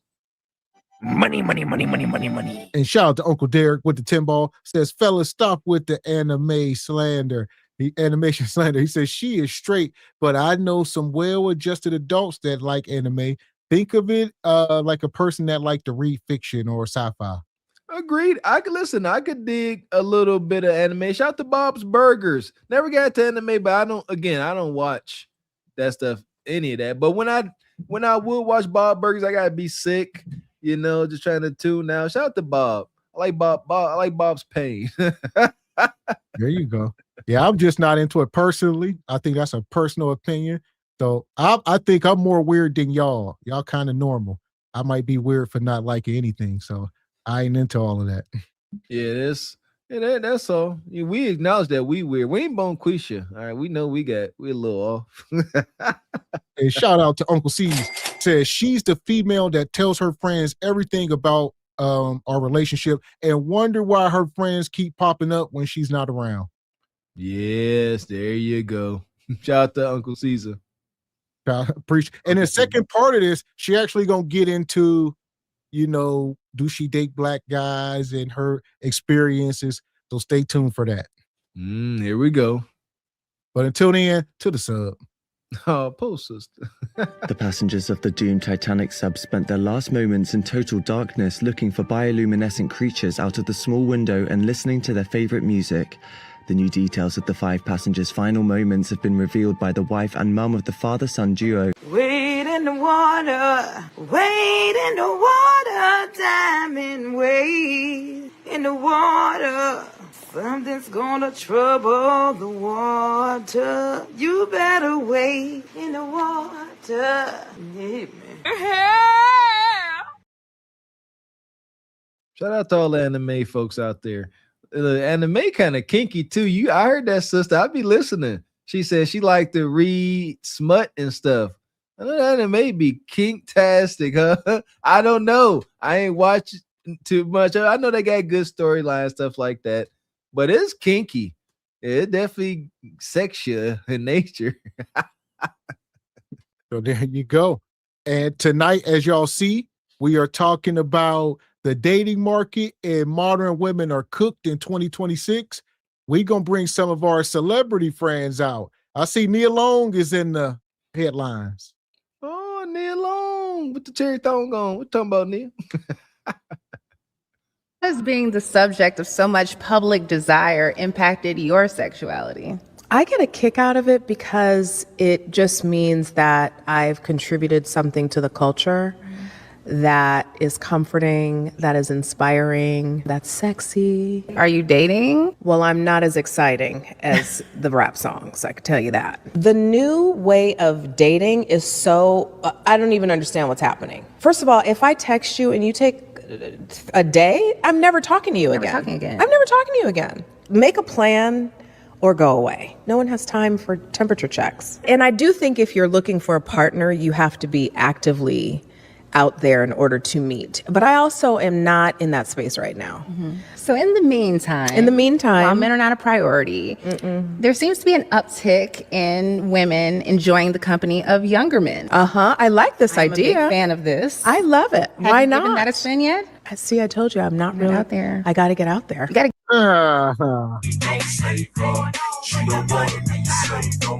So here we are, Nia Long. She's 55 years old. Says she likes dating younger men. Yeah, but she's very picky because people talk too much. She says I need a man to shut the F up. All right, if we having a one night stand, she needs you to sign an NDA. So Nia says she got NDAs on deck, all that, but they don't mind a YN. Young brother out there that can work their magic and get this. Yeah, come on, man. Take a book from the old code. Keep your mouth shut. Don't be out kissing and telling. That's feminine. Sexy secrets. Yeah. Don't be telling what you're talking about. You messing up your situation. Don't be trying to sit there and take IG pictures. No. Enjoy that. Enjoy the funds to make sure she ripping the hip. Yeah, there's rules to this. If she like you, but yeah. Now I'm about to go home. Let me hold a couple hundred. God dang it. Let her know what it is. Get on the apps. No. Why not? Given that a spin yet? See, I told you I'm not really out there. I got to get out there. You got to get on the apps. No. They have one for famous people. They do? They do. What's it called? Raya. I've heard of Raya. The people are on Raya. I can't be on Raya because I wouldn't even keep up. They'll be like, she's the flakiest date app person. Get her off of here. I'd probably. Can you imagine, like you say, Nia Long in the cherry thong on a dating app?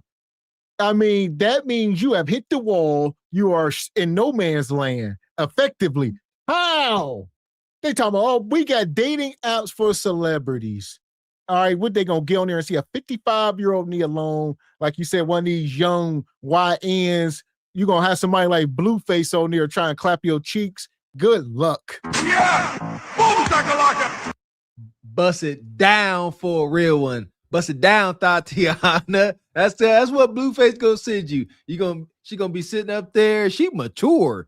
She gonna go ahead, get showered up, put on her fancy robe, pour a fancy glass of wine, sit there. Let me see my messages. Oh, I have a hit. I have a connection. Let me read this. Bust that beep open for a real beep.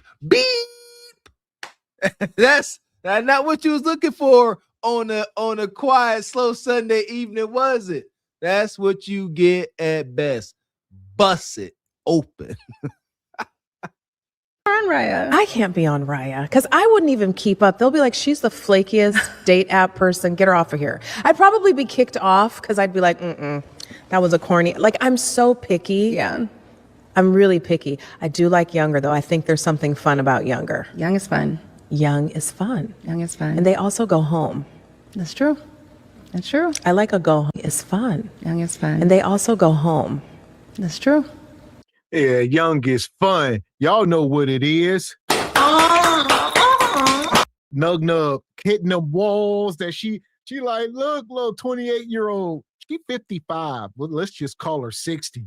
I mean, but like y'all said, Nia still look decent for her age, but as far as what she want, she had a couple kids. She done been married a couple times. It's over. Y'all ain't seen these videos where these sisters like this are like, hey, women, let's treat these guys the way they treat us. She's like, I invited him over, took him out to eat at Papa Do's, let him clap cheeks and called her Uber for him. Let's see how he like it. Then they pan the camera to the dude outside. He jumping for joy. This is the best thing ever.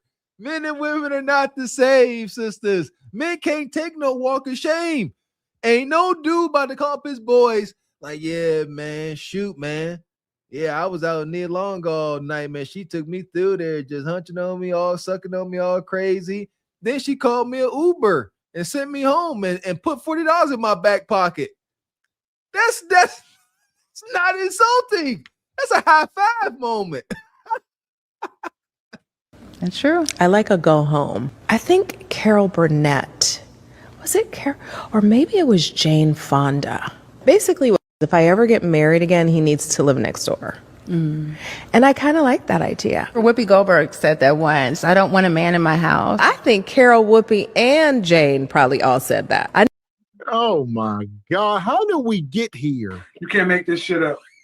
You can't make this shit up. Y'all heard it. Y'all up here taking dating advice and stuff from Whoopi Goldberg. Whoopi said it's best to be in the house by yourself. And look at Whoopi. Ain't no man trying to be in the house with Whoopi, respectfully. So please consider the messengers. Amen. Thank you. Come on. And I'm one of the folks that say Whoopi didn't get the proper credit she should in her prime. And I don't need to stop saying it because y'all crucify me every time. But another example of you can't fire me, I quit. Talking about you don't want nobody to live with you. Don't nobody wants to live with you. Ain't nobody trying to just sit next to you in silence. That's the test. Do y'all not know that? That is the test. Can you sit next to your man or woman in peace and silence and not say anything? Just for an hour, just sitting there chilling, just sipping some wine, maybe little comments. Oh, look at that big ass bug. Like, y'all can't do it. Y'all can't do it. Don't nobody want to be around y'all. Cantankerous. I know Whoopi said it because I know Whoopi. She's fine with her gardenias and herself. Man, so 55-year-old Nia Long is going viral right now. She said that she liked dating younger men.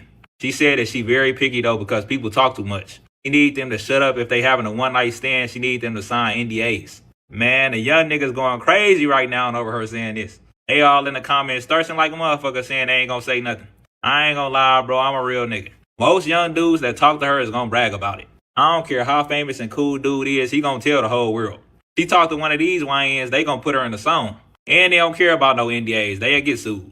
She might as well just stick to dating them 40 and 50-year-olds. I ain't gonna hate on the young dudes, but I don't think she should give them a chance, though. Y'all gonna say I'm hating, but y'all know I ain't lying, though. Well, listen. Listen. Shout out to Derek. He's with the 5-ball receiving Mr. Udoka's money. We will see what happens in 3 to 5 years. Child support ending soon. Reality gonna hit hard. So y'all know she was in that divorce with the basketball coach, the brother who was in the NBA. Her thing is she might be setting up a play to get her one of these young NBA guys. That's gonna be her get back. So she's like, yeah, I like him young. So she's gonna be out here with one of these LaMelo Balls or Zion. She gonna let Zion clap them cheeks just to get back at her husband. So yeah, now I'm with the players now. Getting athletic meat. It is what it is. Shout out to Charleston White. He a mother sucker. He said Cardi B getting athletic meat. That ain't that drunk and high, nonchalant meat. Low end torque, Nia Long. Oh, she gonna dislocate a hip. I can hear the bar now. I used to be watching Nia Long on Friday, Saturday. I'm sitting in the room chilling with her. It's gonna be all type of weak ass bars. The older dudes most definitely about to start hating on y'all though. Y'all know the OGs don't play about Nia Long at all. Facts. The new way of dating is so, I don't even understand what's happening. First of all, if I text you and you take a day, I'm never talking to you again. I'm never talking to you again. Make a plan or go away. No one has time for temperature checks. Nia Long and her ex, Mr. Ime Udoka, however you pronounce his damn name, he got to pay $32,500 a month for child support. Because if you all remember, he fumbled the old school baddie, the Nia Long, because he decided to have an affair with someone who worked for the Celtics team while he was the coach. You know, you can't do that at work. So the team exposed the affair. So y'all remember all that over some mediocre Becky Kudakata. Man, the thing is, at the time, he was the coach of the Boston Celtics, and you know, he was living in Boston and she was still living in LA, and she did not want to move across the country. So he would only be with her during the off season, which was a few months. I guess she would fly out during the season, but granted, you can't leave your man out there all alone and he's sleeping with the trainers or whoever. So now Nia Long, fiance, they wasn't even married, but he was with her for so long. As y'all can see, they got a 12-year-old kid. So he ended up getting hit over the head. It didn't even matter at that point if they was married. So, and in California, so he got paid for her lifestyle, $32,000 a month, but he make $465,000 a month. So he'd be all right. He'd be all right. Ain't nobody crying for this ninja. But that's, come on, sisters, we talk about it. Identify the caliber man that you have. Can't leave no brother like this, you know what I mean, to his own devices, hundreds, I don't know, thousands, 1,000 something miles away in the athletic world like that. And I'm pretty sure he wanted her to come, but being the modern woman she is, she said, no, I got to be over here in LA. I'm working, I'm sure. This is where the work is. And you get what you get. You got to prioritize. She didn't prioritize this resourceful brother, and she lost him. I wouldn't say he fumbled. He still, I think he's still working, still got a job. Man, listen, he ain't tripping. I'm telling you. They suspended him. It was public. He embarrassed my girl.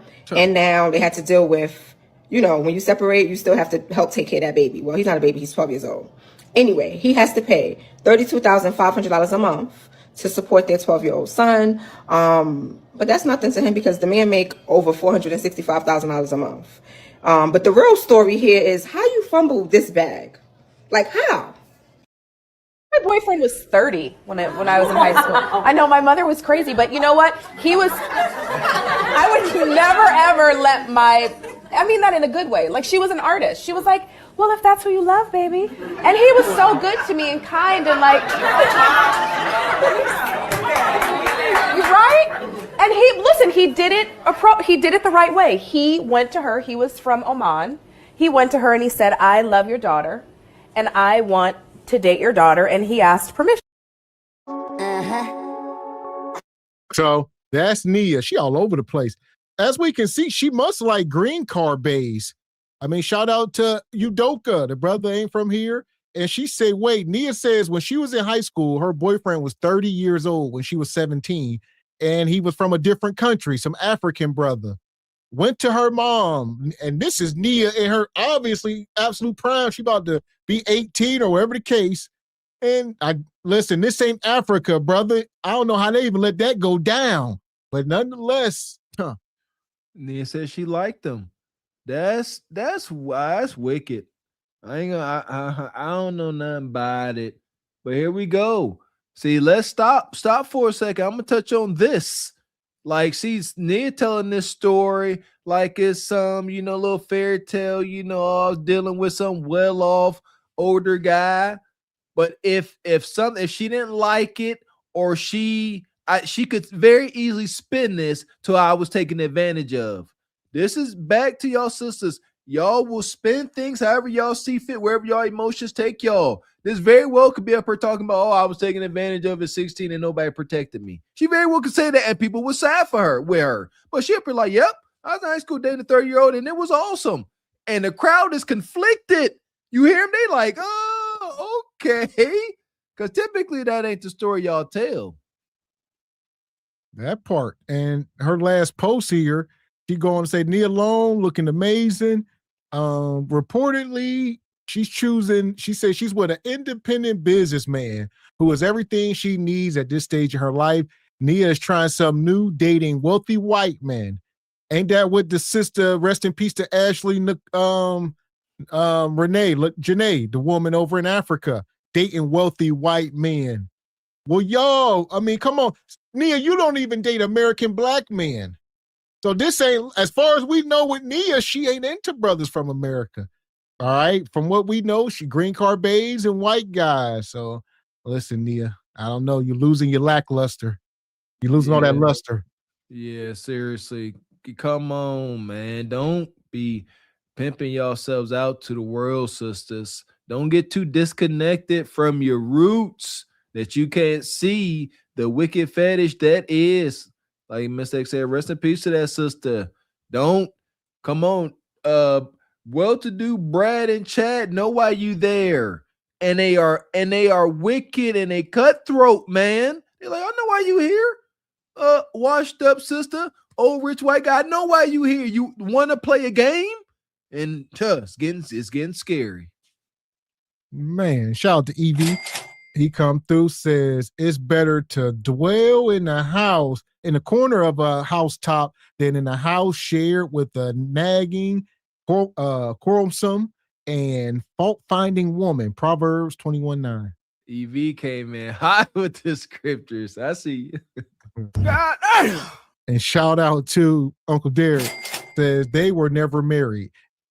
They deleted Iman with super high child support because he hunched on a connected man's wife.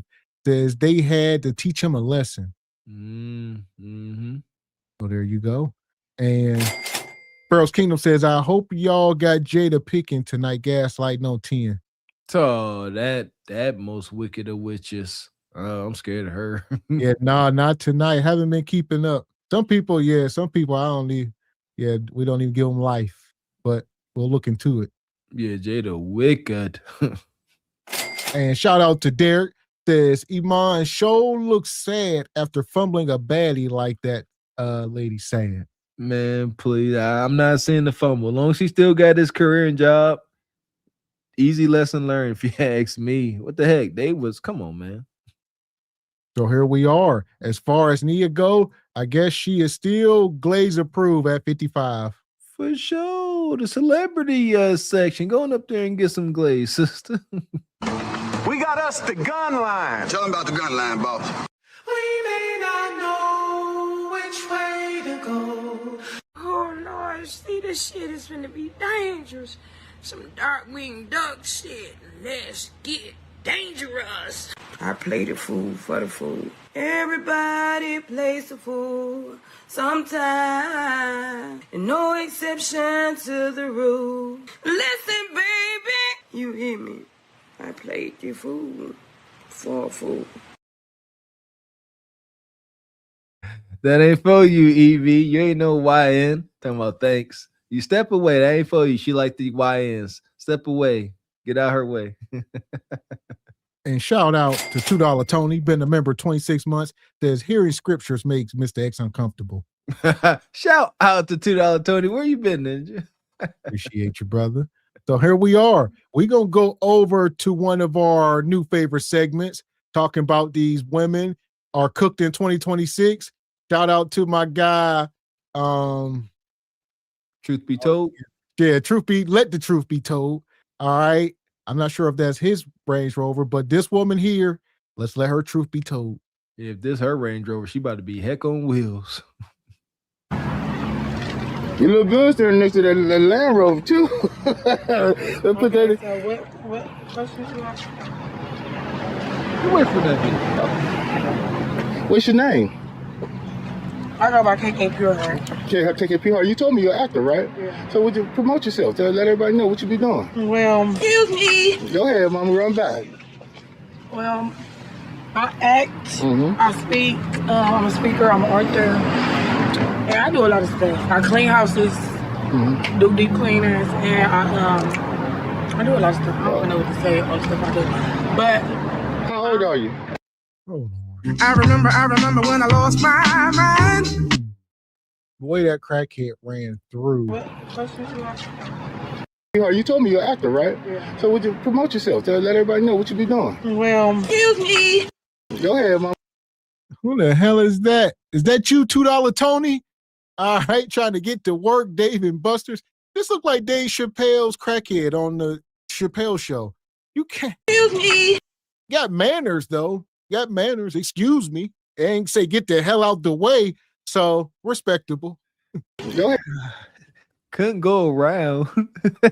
Excuse me. Everything you can't excuse. That's like you come up here and say, insult somebody to the moon, then say respectfully, you old ugly blowed out F stankin' ninja. Respectfully. Same thing. Ain't no excuse you. Go around with your wonky self, man.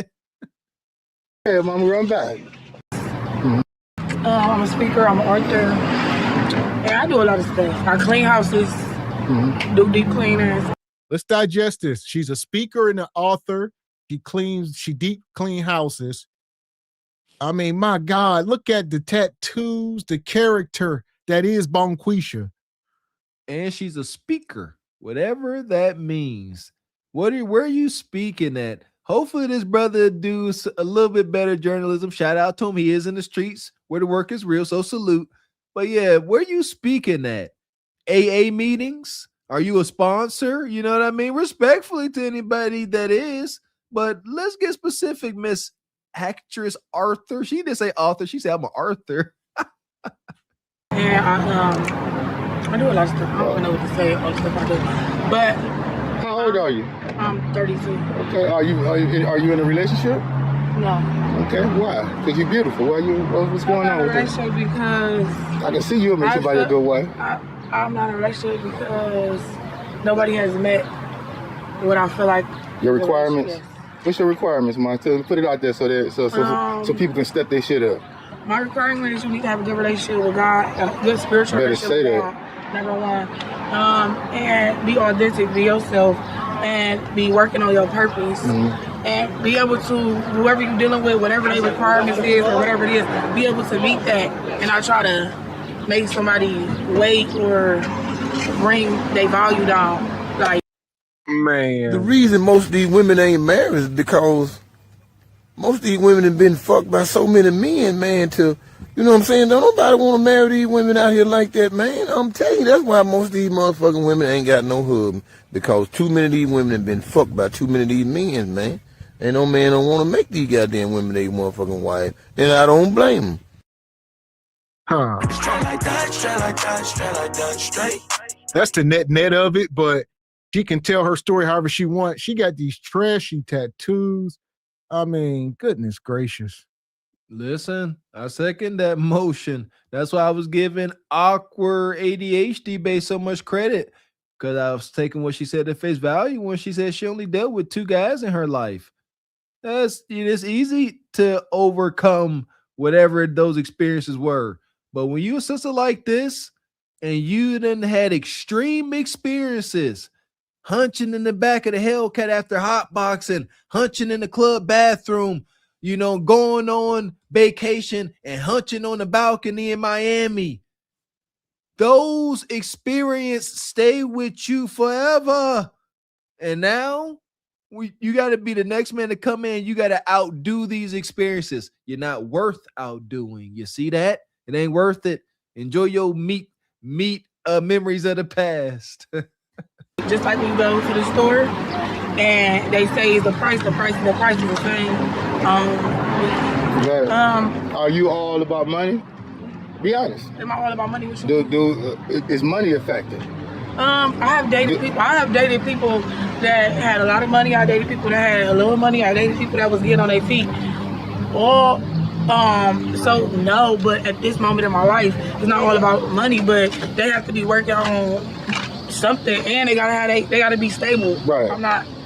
You ain't dealing with nobody, another child. Yes. Right. Okay. Now, what would you give? What do you offer a good man? Loyalty, honesty, trust, unconditional love, no excuses. I know that's right, Mom. I feel like you should never bring excuses to the table. If you're in a relationship and it's a team thing, when your person needs something or you need something, there should be no excuses. It should just be solution based on how to work at something, get to something, or whatever like that. Man, get out of here. Now she out here. She says she used to talk to Dusty Nug Nug in his grandma's basement, but now you got to bring something to the table. You got to pay the highest cost when he didn't have to pay anything. He would just pull up. Girl, stop playing. Let me beat it out the frame. Girl, give me that pussy. Man, Nug Nug had to do nothing. And now she said, you got to bring something to the table. Girl, give me that there. Straight like that. Like I talk to him. Look him in the eyes, fellas, and say, give me that there. Ain't no unconditional love. Stop with these fallacies and false tales of fairy tales. Shout out to Anita Baker, the song Fairy Tales. Huh? Y'all heard that song? It's not true. There is no such thing. We humans. There's no such thing as unconditional love. There is conditions to love. Will you continue to love that man, Bonquisha, if he keep bringing in random women in the house? No. You will start to hate him. Even God's love is not unconditional. There are conditions. You got to do this. You got to do that. Thou shalt not do this. Thou shalt not do that. Get rid of the thought of unconditional love. It's not real. And I bring protection. Oh, how you a protector, man? Let me hear that. You're the first woman I heard say that. Because I foresee things. Right. And a lot of the times, your girl intuition will know certain things that keep you your man out of trouble, y'all. You can see the niggas that ain't in his favor. Yeah. Or just the energy. All the women too, yeah. And also, I'm a provider as well. I provide a lot of things. I provide, I nurture. I provide,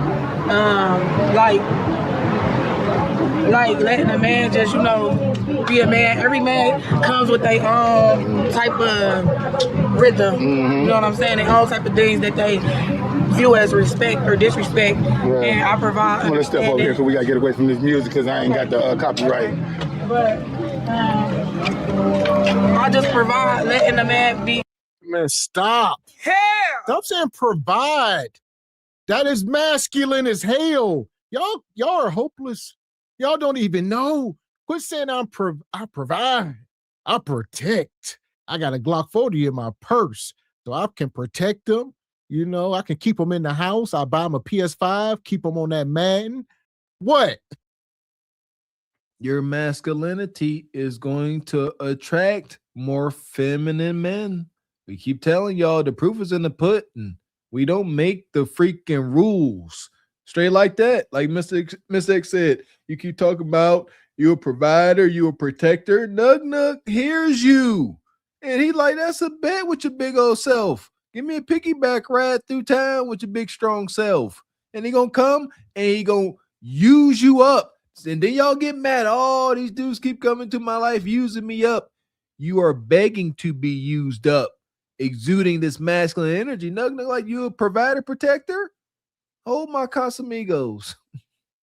And shout out to our brother Triple X. Says Whoopi Goldberg Prime, Mr. Walker, smack yourself, player. I tried, man. And Frederick Howard with the 5-ball says, ladies, after 19 deletions, 3 living, how can you still want a God-fearing man? Digest that. When you coulda caught a haunted house, sweet Jesus. And EV says she's deep though at the house if they clean. Okay. Deep throat, gotcha. EV, here we go. Yourself letting a man lead. Also, come on. I want to ask you a question then, because baby, you saying all the right things. Well, why you ain't got him? I think the reason why I don't have that person right now is because I feel like I had lessons to learn that I've learned now. Okay. And I feel like we on earth to experience things, and life is a journey. And I don't feel like it's time, and everything is divine timing. You a lie, and the truth ain't in you. Rest in peace to the Godfather. You do not name something that increase in value with age and use. I had to learn myself. I had to have these babies. I had to deal with these nug nugs and go through all this struggle. Now I am as valuable as I've ever been, even when I was young and childless and fit. Y'all don't get it. like I had to take this time and go through her Adobe and make it through the other side. Absolutely the freak not. Sister, men got you sisters pegged. We know who you are. We know what comes along with you. You are a sister out here with most likely with multiple baby daddies, multiple love interests, at least one maintenance man. You most likely got at least half a dozen ninjas orbiting around you with a meat out. You are loose strings, bae. If a dude was goofy enough to come deal with you, all those loose weenies is going to converge on y'all. Y'all trying to make stuff work. You talking about you healed and you learned. One quiet, slow Sunday, knock on the door. Who is it? It's just her baby daddy, drunk, trying to fix his family. You see that? This is her. Oh, I don't deal with him. I grew out of that. I'm healed. No, you not. Why you got orbited meats? This is orbited meats, bae. And I don't think it was time because I had some things that I had to work on. But not even because of the relationship, just individually for myself to know exactly what I want to do with my life. And I feel like God provided that and that answer and my purpose before He linked me with somebody so I can know could they fit my future. You know what I'm going to say to you? You are beautiful inside and out. Thank you. What's your sign? Well, I'm a Virgo, but... you don't believe in it. I don't either. Yeah, I'm a Virgo, but I just feel like I just need... I just have the Holy Spirit in me. I asked that because, other people, Yeah, it's okay, yeah. But I just feel like I have the Holy Spirit in me that leads me and guides me. And that's... And it's growing. Yeah. Yep. You are beautiful. Inside and out. And for you to be saying what you're saying, you give me hope. Like the last interview I just did, that give me hope. What you said, and that's what I'm trying to spread. You know how the world portray our women, ass out, always about money. It's almost like prostitution. But what I would say is, those people are women. Right. Because the world don't want. This is what I was just in the shower before I got here. I was in the shower, and I literally was like, the world don't. Men run over women that give them exactly what they say they want. Yeah. It's crazy to me. They say they take your kindness for weakness. But the women that just get the money off the dudes and leave, they get what they supposed to get. So I'm Oh my God. You can't make this shit up. You can't make this shit up. Y'all heard it. Bonquisha. It's called a P-toot. Any woman that's getting money, it's a transaction. She's providing a service. Of course, he's satisfied. He paid for what it's a desired outcome. With you in a relationship, it's about being feminine and being a woman. You ain't giving him everything he want, or else y'all would be married. What are y'all talking? Y'all showing up as used goods with 3 or 4 baby daddies. I mean, give me a break. Blowed out. What? You showing up like this? How could he possibly be getting everything he wants? That part. And also, Nug ain't moved by wifely girlfriend behavior. See, we done told y'all, femininity don't work on Nug. Yes, he takes advantage of that. He don't even know what that is. He probably just thinks it's sexuality. You cannot be vulnerable with Nug. That's why y'all got to start picking better. But you are vulnerable with a real man, you good to go. That's how you win. You can't meet Nug at the freaking G station. Then in a week or two, y'all hunching on the regular. Now you want to start making him dinner and start acting like a wife. Nug ain't signing up for that ish. You give him something he don't want. And now you want to say, oh, when you give a guy what he want, he play you. That's Nug. That's it. Money. And shout out to 3 a.m. Thought Club. Come through gifting 5 channel memberships. Shout out to the brother 3 a.m. Appreciate you, man. Yeah! Boom, shakalaka! Money. And shout out to Uncle Diggity as well, gifting 5 channel memberships. Shout out to Uncle Diggity. Everybody got one of these no-cost memberships. Make sure y'all say thank you to these fine folks. Come on, just bring it. I need you to stand up. Why y'all not moving? Come on. Don't make me push. Thank you, sir. There go money. She touching you. Where they get that money? Where they get that money? I can see money from a long way. Elder Gregory Kelly, That's right. $100. Everybody get something in your hand. Come on and put it right here. Elder 3 a.m. and Uncle Diggity, 5 memberships apiece. feel like for me, I just need to get my own money because I don't date for people for that. But it is a blessing and it's a great thing for that person to have. Oh yeah, all money will help. But I just feel like to any girls or any young girls or anything like that, I feel like, you know, just get your own and you can be with whoever you really want to be with. Just get your own. Don't be with somebody just because of financial. That's right. Love is more important. No, being independent and being able to support yourself is the most important thing. And being with somebody who can help support you, can help add to that. And as long as it's peace and health, you know what I'm saying? Y'all a team. I think that when you go through things and you deal with trauma and different things, sometimes that is reasons why people are not with the person they want to be because they have to work through things, like go to therapy, do a whole bunch of different stuff, self-help books and stuff like that. What you think about us being curious to each other? Because both of us come to each other broken.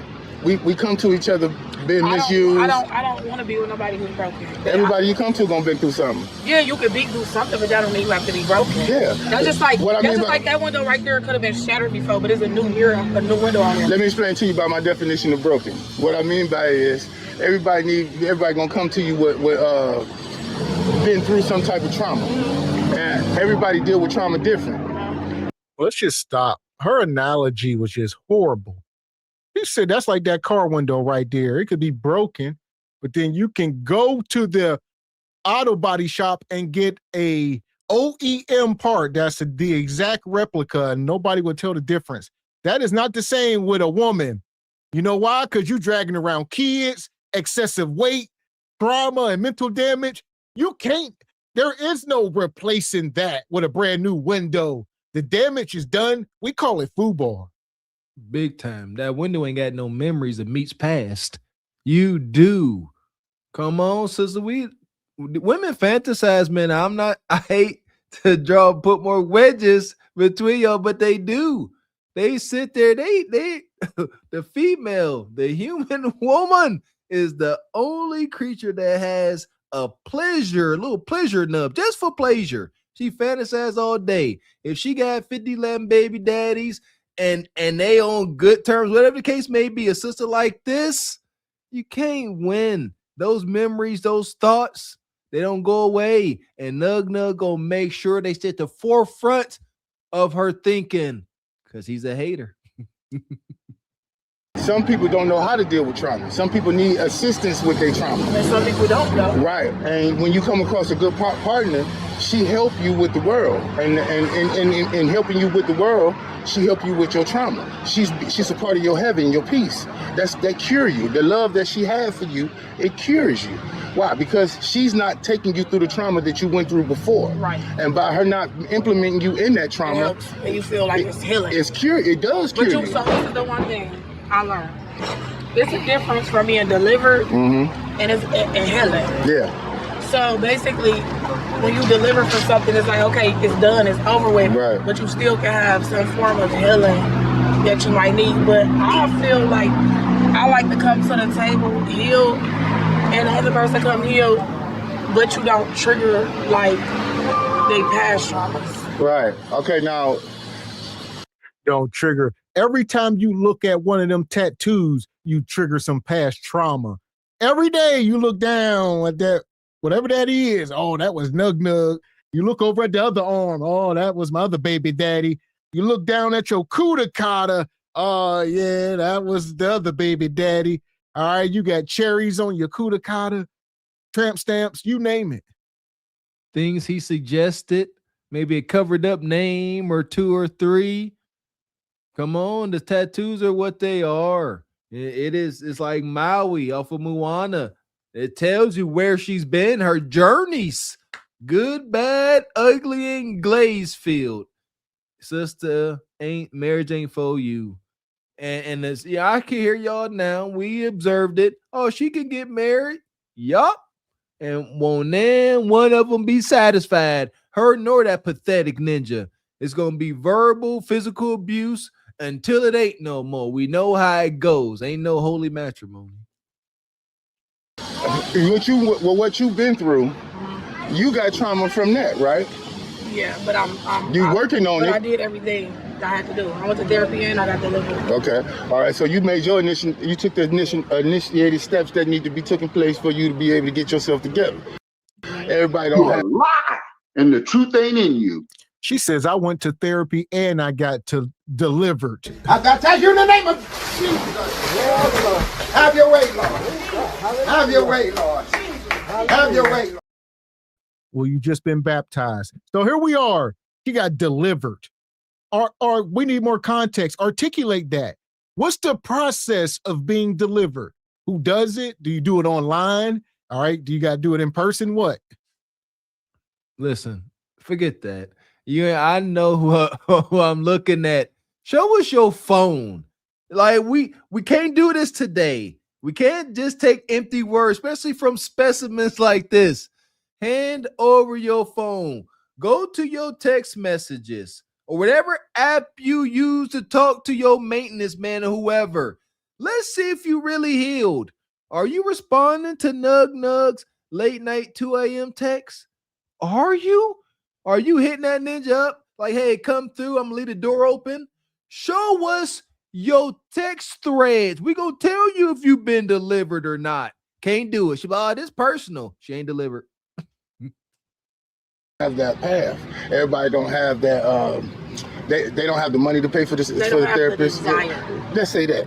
But you, being a good partner, give them that desire. You install that program into them. That's a blessing to do. Yeah. I don't want to do that. Well, I'm gonna tell you. I get what you're saying. I just want a person to love themselves enough to do whatever they have to do. Sometimes a man need to be motivated, man. Sometimes I just want a man that's already motivated. Well, listen to me. What I'm saying by motivated is, and what I mean by sometimes a man need to be motivated. I'm not talking about on finances and stuff like that. About in general. Right. And we talk about in general. What are you presenting to the open dating market? I want a man that's all together, she said. He ain't willing to build with none of you ninjas. You better show up, owning a house, driving a Mercedes, making 6 figures, all that. No kids, no baggage. All right. What is she presenting to deserve that? Nothing. I guess she a protector and provider. When it's a bump in the night, you going to try to get up. She going to put her hand on your chest, say, lay back down. Say, call 911. I guess that's what she bringing. She bringing the masculinity. No? Have y'all noticed? She ain't agreed with anything this brother has said thus far. She is a dude.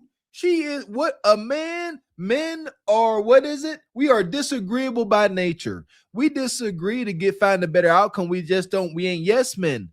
Everything this brother said, he done painted her, call her beautiful inside and out at least twice. And she still won't agree with nothing he say. What am I getting at? She gonna treat her man the same way. Sisters like this tend to be nicer to strangers. And once they get comfortable around a man, they start calling them everything but a child of God. We done seen that. Hands on your hips, extremely disagreeable. This domestic violence, babe, if you ask me. Man to be motivated to do whatever he need to do by himself because he have a connection with God. Okay, right. Even with the connection to God, right?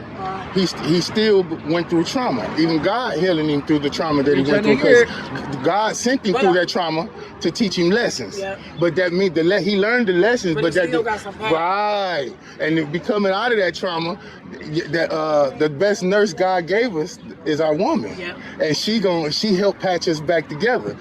When you go to war and you fighting to protect her, when you come from that fight, she the one who gonna patch you up, heal you up, get you together. Everybody don't have that. So when you have that, it's a beautiful thing, and that's what I'm trying to promote, togetherness, the partnership that God wrote in the Bible. God didn't want you to be independently by yourself.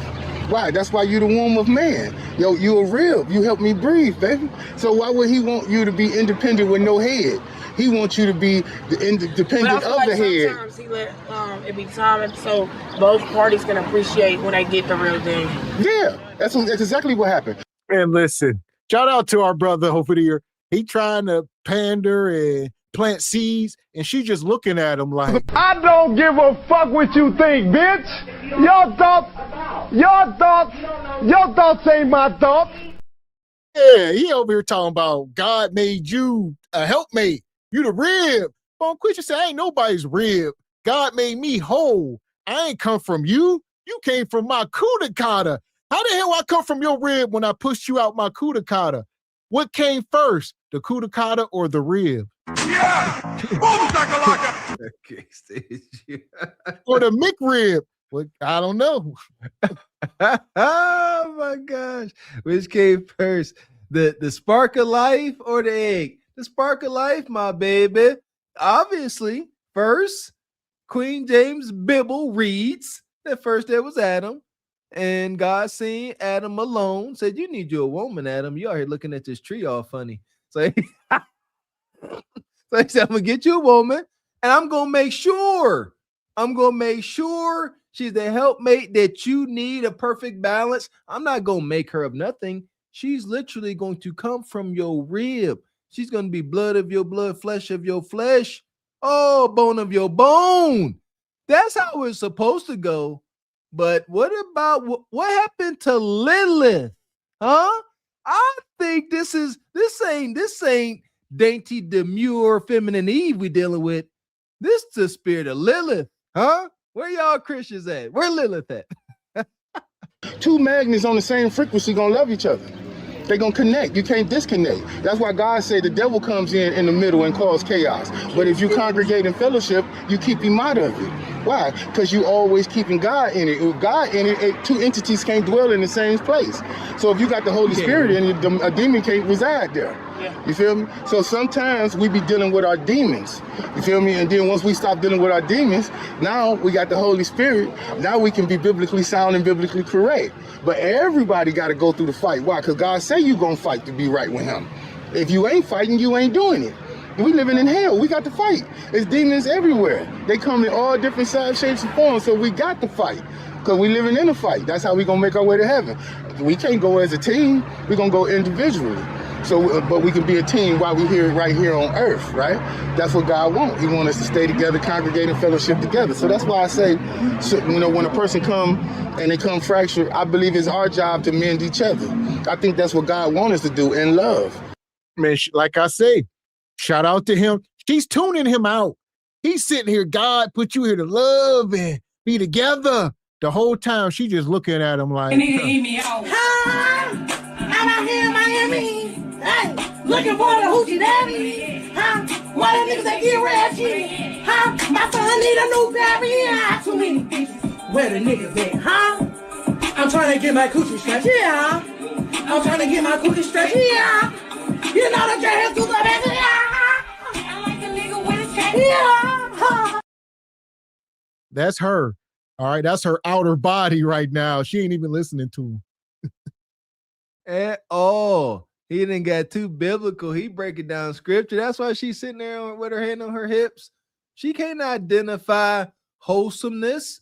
She confused. She's like, what are you doing? What are you saying? Why ain't you asked me to bend over yet? You know, why ain't you reached for my genitals yet? Why ain't you acting like the ninjas I'm used to? Y'all sisters swear y'all healed. Y'all wouldn't know healed if it smacked y'all upside y'all wig. Y'all just don't know.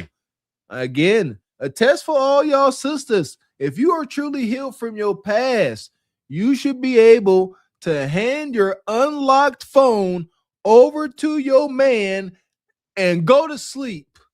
Yep, take a nap, leave it unlocked, say, here, have your ways. Look at, I want you to go through everything. I need you to know that I'm healed. Ain't no orbiting meats. If you got orbiting meats, keep your phone locked. But even if you ain't gonna be that person's spouse, you can be that person's sister. I can be that person's brother. We still supposed to mend each other. Why? Because that's brotherly love before it becomes companion love. It's still spiritual love, and I think that's what we should start doing for each other. Instead of, you know how you instead of always putting each other down, lift each other up. And on that note, man, because you gave a good interview and you're a very sound woman, I'm gonna let your truth be told. Thank you. Mm-hmm. Yeah. So shout out to brother Evie. Says she is not a 304 no more. She is delivered. She is delivered. And shout out to cousin Walker over at Juice Drops, gifting the channel membership. Shout out to Juice Drops Entertainment. Make sure y'all go subscribe to cousin Walker. Appreciate you, cousin. As far as she goes, She ain't out here trying to learn nothing new. Like he told her, it's a definitely a spiritual warfare, gender war, all kind of warfare going on, real warfare. But like he said, there's demons walking around. That is true. Whether it's man, woman, children, the animals, everything got a demonic spirit. The insects, the mosquitoes, hell. Yeah, especially these damn lantern flies. They demonic as heck. Hopefully that was last year. They don't need to come back. Our fight does not reside in the spiritual realm. I truly believe that. I know I have observed that and lived that. Our fight resides in the spiritual realm. Anything we battle and dealing with, urges, pulls, and tugs at your soul, it is what it is. Stop trying to fight it in the physical realm. Stop trying to fight it with alcohol. Stop trying to fight it with random meat. It ain't gonna work. You got to look within. You got to do the work, and it's uncomfortable. Get ready to be uncomfortable when you do the work. It's not a joyous journey. And shout out to Escape. Says, since they keep bringing up the Bible, I got a verse for both of them. Austin 3:16 says, I just whooped your ass. A good one. It's true. So shout out to Stone Cold. You sit there and you thump your Bible and you say your prayers and it didn't get you anywhere. Woo! Talk about your Psalms, talk about John 3:16. Austin 3:16 says, I just whipped your ass. Yeah! Boom, shakalaka! Shout out to Escapes. But nonetheless, I see Evie in the chat. She definitely coming to Glaze Galaxy. Yeah, listen here. It is what it is. Enjoy. We got us the gun line. Tell them about the gun line, boss. We may not know which way to go. Oh Lord, see, this shit is gonna be dangerous. Some dark-winged duck shit. Let's get dangerous. I play the fool for the fool. Everybody plays the fool sometime. And no exception to the rule. Listen, baby, you hear me? I played the fool for a fool. Huh? That could be like a first date thing, fellas, sisters, establish some trust. Come on, that's one of the biggest things. There's no trust in the dating market. Y'all first meet, come on, can that be a fad? You go on a date, hey, how you doing? My name Nug, my name Bonquisha. Unlock your phone and just slide it to the middle of the daggone table. And the messages go pop up. And if you ain't got nothing to hide, build some trust. Come on now, y'all got to do new things to get better outcomes. So here we are. If you're just coming in, make sure you hit the like button. We are talking about the dating market and modern women are cooked. I'm going to bring this sister up here. She's been going viral. Hit the like button. Uh-oh. When I say life is so man, we be making some dumb ass fucking decisions. Mm-hmm. It's like I know I gotta keep my baby and I gotta do what's the best and I just gotta live, but I just fuck. That's the worst shit in the world, bro. Bringing another baby into this life without having a fucking husband. I don't know why I'm doing this again. I fucking can't do it. God, I can't do it. So this woman going viral. All right. Hell! She says she's 31, pregnant, no husband, no man, pregnant again. So she got other children. So what you crying for? This ain't your first rodeo. And you a freak monster. I see that middle finger unpainted. Yeah, you are too busy diddling yourself and worried about selfish pleasures instead of planning appropriately. I sees you. Ain't nobody worried about these tears. You said it. You make the stupidest mistakes. Indeed, you did one of the worst ones. It is what it is. Cross the river. Do it. I gotta go to my daughter's softball game. And I'm not feeling good. Not at all. Saved up 10 grand. Not one bit. I don't even know what to do. I feel so sick, tired, sleepy. And I feel huge, overwhelmed, bloated, tired. Come here, Ruthie. It's her first game. So, can't miss it. I just finished eating and I'm really full. Excuse me, sorry. And I'm headed to a basketball game for a sweet little boy that I know. He's in the 8th grade and he invited me, so yeah. But I wanted to say something really quick.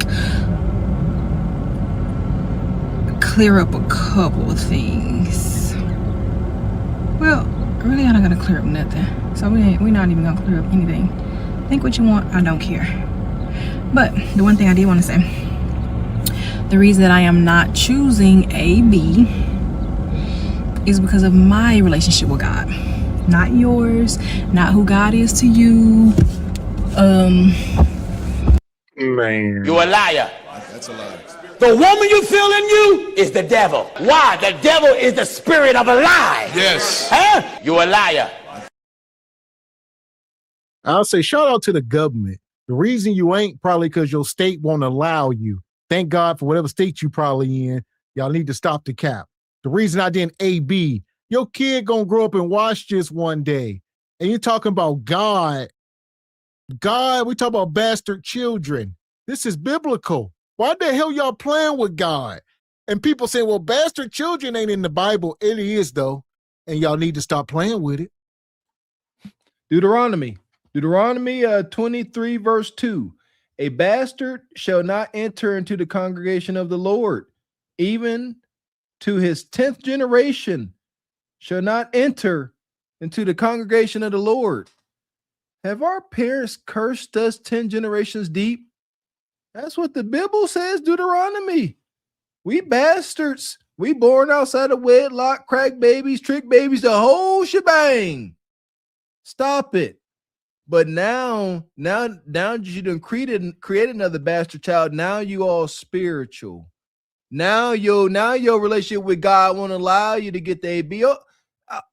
If you don't want to get it, I guess I can respect that moral standard, yes, but don't bring God into it now. That's my point. Stop it. Not who, you know what I'm saying, who's been forgiven for this or for that or for, I did it, so you can do it. It's cool, it's fine. I understand it. I don't judge people. This is a safe space, and it's a lot of people that's getting into this space that's not safe. Like, why are y'all here? It's weird. Like, it's so many things we see online that we could just scroll past. I see so many things and I'm like, yeah, this is not for me. This is not my cup of tea. This is not my content. So I don't get on there and type crazy things. I just keep going because it's not for me to comment on. You'll never see my name associated under any post ever saying anything negative about somebody. You won't, because I can just keep going. But yeah, yes, it's hard. It's not really hard anymore, but it was hard today.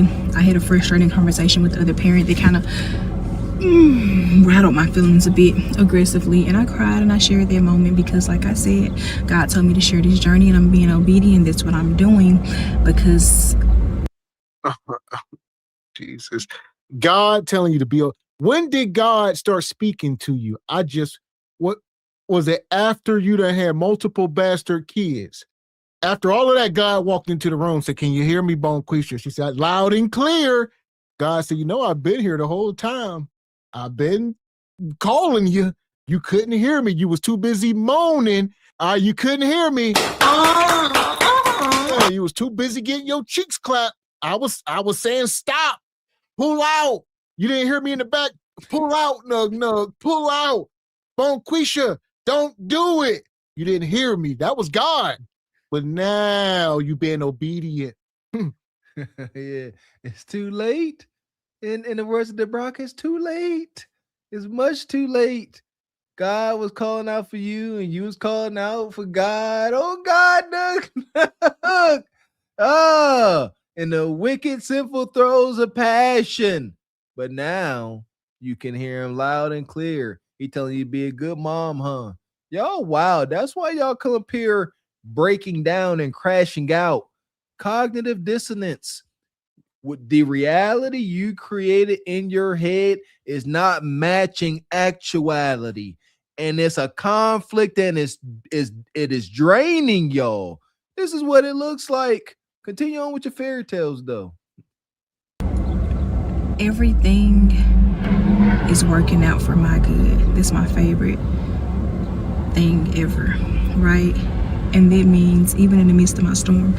So what I did to get this baby, it wasn't good, it wasn't right, it wasn't what I planned for myself, but something good is gonna come out of it. Something good is already coming out of it. I'm helping so many people navigate, unpack, and go through the things that they are going through.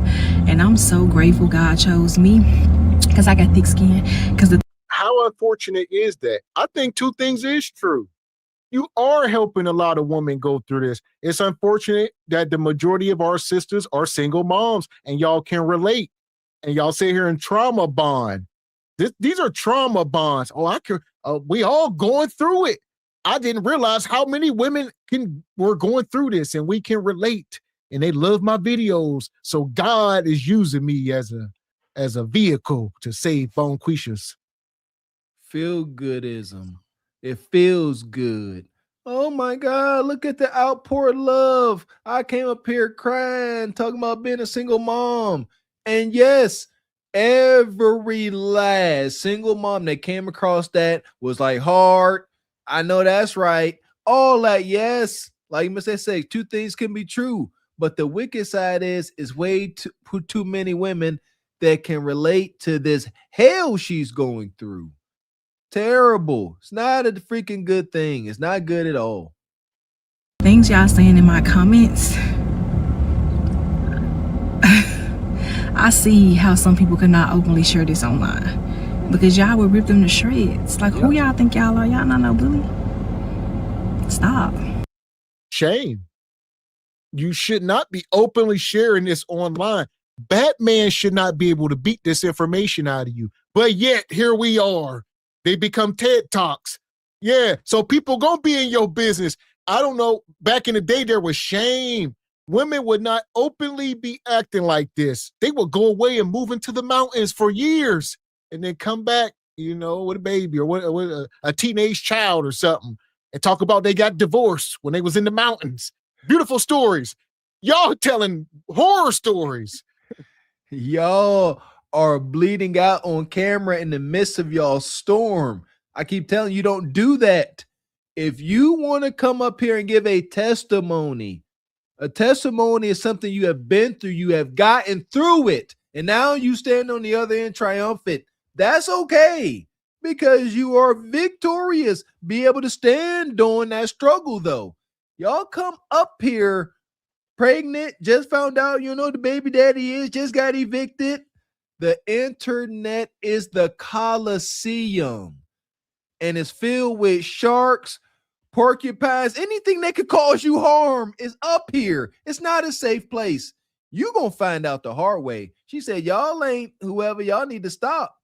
Ooh, you don't know, huh? It's wicked. We got some super chats here. Shout out to your brother Derek. Says sometimes checking goofy stuff on the internet is a must, because it can influence others to continue the goofiness. Accept the accountability and grow. Amen. Appreciate you, Didi. Always standing on business. Says we listen and we absolutely positively judge. Yeah! Boom, shakalaka! Appreciate you, Uncle Caesar. Says I've had mortgages smaller than that forehead. Shout out to the sister hanging with Courtney, keeping the Walker family hair silky smooth. Good to see you, sister. Says just coming in. Sometimes people need to talk to family and friends or a therapist and stay off the internet. It's not a safe place, Sister Courtney. Man. Yeah! Boom, shakalaka! Appreciate you, Travis Goldston. Been a member for 2 months. Says mass non-accountability breeds mass dysfunction. We are seeing it. Appreciate you, Didi. Says using God to deflect from your own bad choices is diabolical at best. The God angle is how she's keeping herself from going completely crazy. God told me to hang on. God said I'm doing right now. You right? This is wild. Appreciate your sister Courtney. She says it's okay to buy a journal and write stuff down. The internet is some people's digital diary. It's sad. That is the truth, sister. Go back. Thank you. Go back to heaven. I used to have me a journal, man. Sit there and write and get it out where it's private, but do not come up here bleeding out. They are going to make your wound bigger. Stop it. Y'all hide behind these profiles and say all these things, and if you saw these people in person, you wouldn't say none of these things to them. Like, y'all mad, strange. But back to the conversation. AB is not something that's for me. Anybody that does do that, or that have done that, or feel like this was best for them, this between you and your God and your healing and all the things. You're already forgiven. So, hey, I could choose that. I don't think that God will forgive me for anything, but that's not my story. My story is to carry this baby. My story is to show the journey of me carrying this baby. My story is to show the testimony when God prevails. He's already done amazing things in my life. My life was already good. So, yeah. Have a good day. Love y'all. Enjoy your Friday.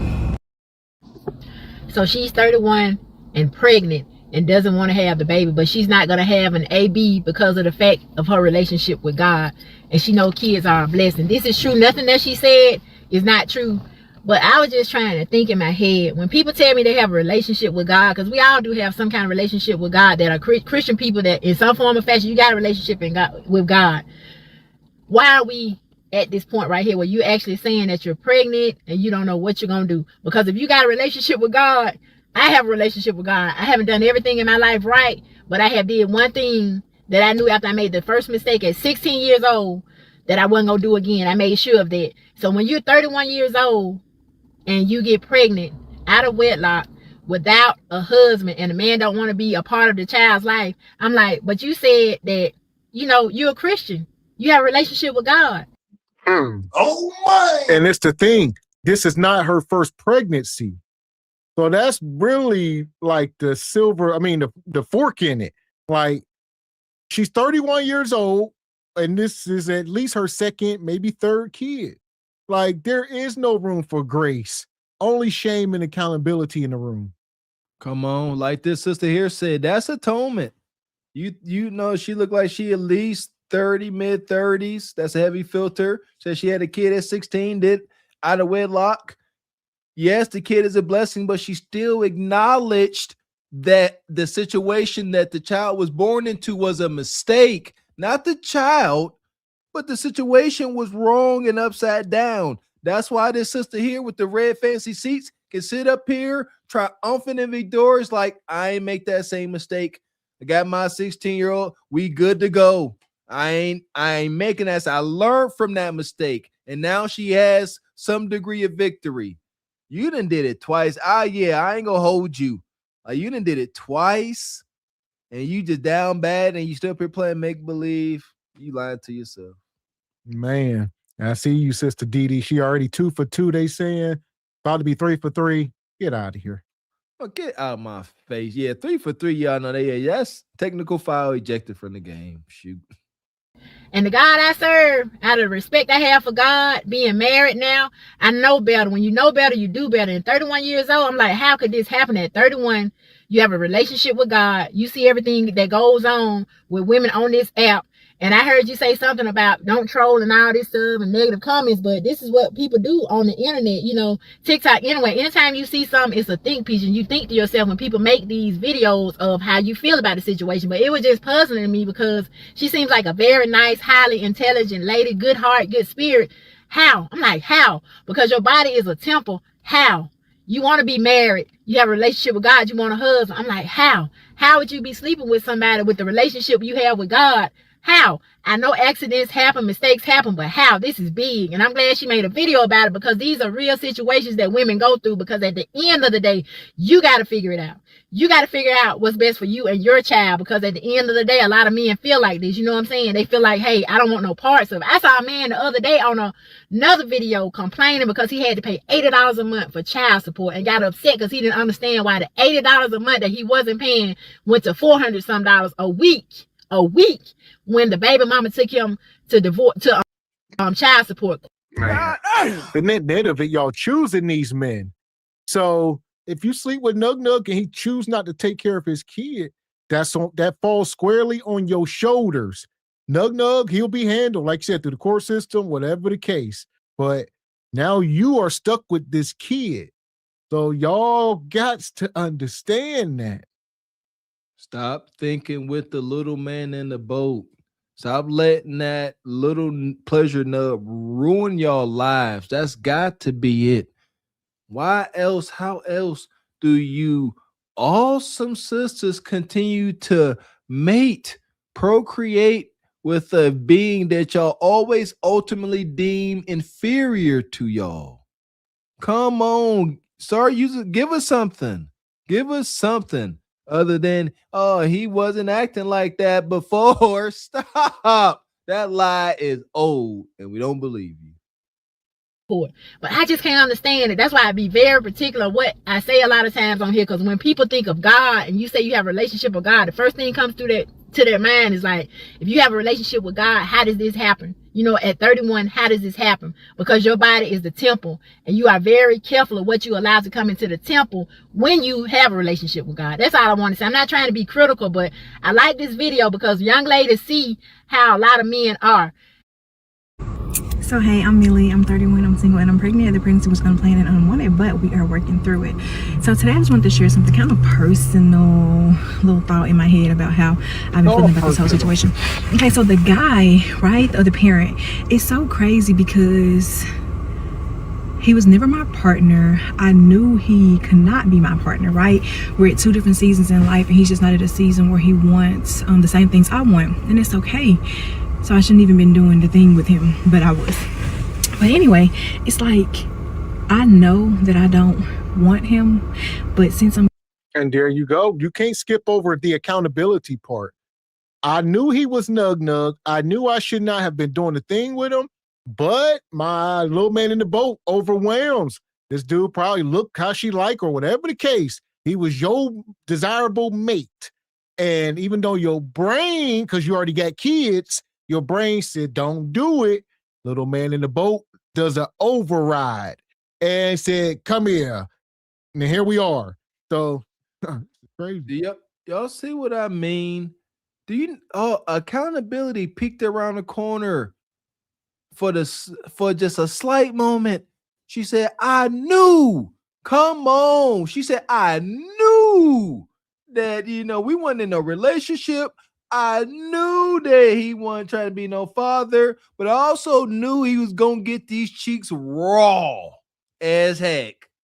Explain the last part. We got to break that part down. You knew you seen all these red flags, but he still got the greatest honor.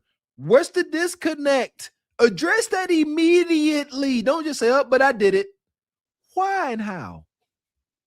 Carrying his child, is like a part of me feels like I do, like what's happening, and then like I want him to act a certain way, like I feel like he should be acting, because I feel like that's what I deserve for my pregnancy and my baby. That's the whole reason I wanted to wait till marriage, and it's the whole reason I told God after I did it that last time with him, I'm never doing it again until I have a husband, because I didn't want to go through a pregnancy where it wasn't the way I wanted. Because if I would be having this baby with my partner, my husband, we're aligned and we're equally yoked by God, I wouldn't be in this dilemma right now. He would absolutely be doing all the things, calling and checking on me every day, taking me on surprise dates, rubbing my feet, rubbing my belly, sending me flowers, all the things. And it's like, this person is irritating my soul, like it is on fire, but I'm not stressed, and I'm just saying, like right now directly, like how I'm kind of feeling, but I'm not really that mad about the situation continuously. Like just a little bit I'll think about it and then I feel how I just said, but I'm not feeling like that all day about the person, because I keep them off of my mind, like screw you. But I say all that to say, like, dang, that is so crazy, y'all get what I'm saying? That is so crazy, because it's like, I feel like you should very much be doing these things. And like I told him, you know, because we had a disagreement, I'm like, you know, I blocked him or whatever, and I'm like, I feel like you don't even have to come to the other appointment because I feel like you really don't want to be there, and I don't want to be dealing with nothing where I feel like I'm forcing a person's hand, which is odd because he wants this baby, he wants to be in his baby's life and all the things, but why are you not doing the things that I feel like you should be doing that lets me know that? Am I tripping? I'm not. Yes, well, because you sound like every other baby mama out here. Nug Nug is breadcrumbing you. He keeping you just close enough that he can keep access to that kuda kata whenever he need be. All right, once that baby drop, he can weaponize his meats again. They look, I come over, but I need kuda kata if you want me to play with the baby. Your feels mean nothing. You knew he wasn't your boyfriend. You knew y'all wasn't in a relationship. You said it. You knew he wasn't ready to be a father. You said that. But you feel that he needs to be the perfect baby daddy, rubbing your stomach and your feet. And you feel like you deserve a better pregnancy experience. And you feel, shut up. Your feels stand for nothing. Again, all your feelings, all 10,000 plus nerves. Y'all women feel too daggone much. You knew the truth, but your feelings lied to you. Right? And I know some people will be like, well, he doesn't have to do what you want him to do to show that he wants to be in the baby's life. No, but he should be doing just general things. Like, my whole paycheck shouldn't be going on food because this baby wants all these odd different things that my other two kids never wanted and never craved. I didn't have any cravings from other two pregnancies. Your child is calling me all these cravings. You should be, or should he not? I'm done with it. Well, there you go. I will say to the men, be careful where you plant your seed. All right. Because this woman look like she going to make your life a living hell. You're going to be down domestics. If you're a decent guy, because like you said, we ain't going to write everybody off as Nug Nug when we know black men are the most involved fathers. So he could be a decent guy that slipped up and don't want nothing to do with this hyena. He made an unfortunate mistake, met her at the club or something, didn't realize she had all these kids, and here he is. And she's stuck in her feelings. Absolutely delirious up here. There was a break when she started talking real fast and her thoughts start outpacing her tongue. And it got, wow, she's delirious. She's like, am I right? Am I tripping? Am I wrong? Am I right? I mean, I knew this, but I feel this, and I know that, but I felt that. Am I right? This is you in the eye of the storm, sister. Your hormones is getting the best of you. Your life is cattywampus. Cognitive dissonance is whipping you upside your forehead. This is absolute hell. No sister should have to endure this kind of pregnancy. And guess what? It's easily avoidable. Keep yourself to yourself. Appreciate you, brother Derek. Says y'all miss her bird hands, did we? Appreciate you. Thank God Ninja. Says invest in cryptocurrency and research crypto mining. Shout out to the cryptocurrency movement. Money, money, money, money, money, money. Shout out to Petty Sama coming through like he always do. Gifting 10, count them 10 single by choice memberships. Appreciate you, brother. Yeah! Boom, shakalaka! Make sure y'all go through. Thank Petty Sama. All you jive chickens that got one of them memberships. For sure. Appreciate you, DD. Always stand on business. Says, I learned from other girls. Mistakes in my teens. Yeah, there you go. Smart. Appreciate you, Derek. Says, that dude didn't want a child. And she knew it. She said it. He thought since she had 2 kids and 30 plus, she would do something stupid like get pregnant. She wouldn't do something stupid like get pregnant again. Tricks on him.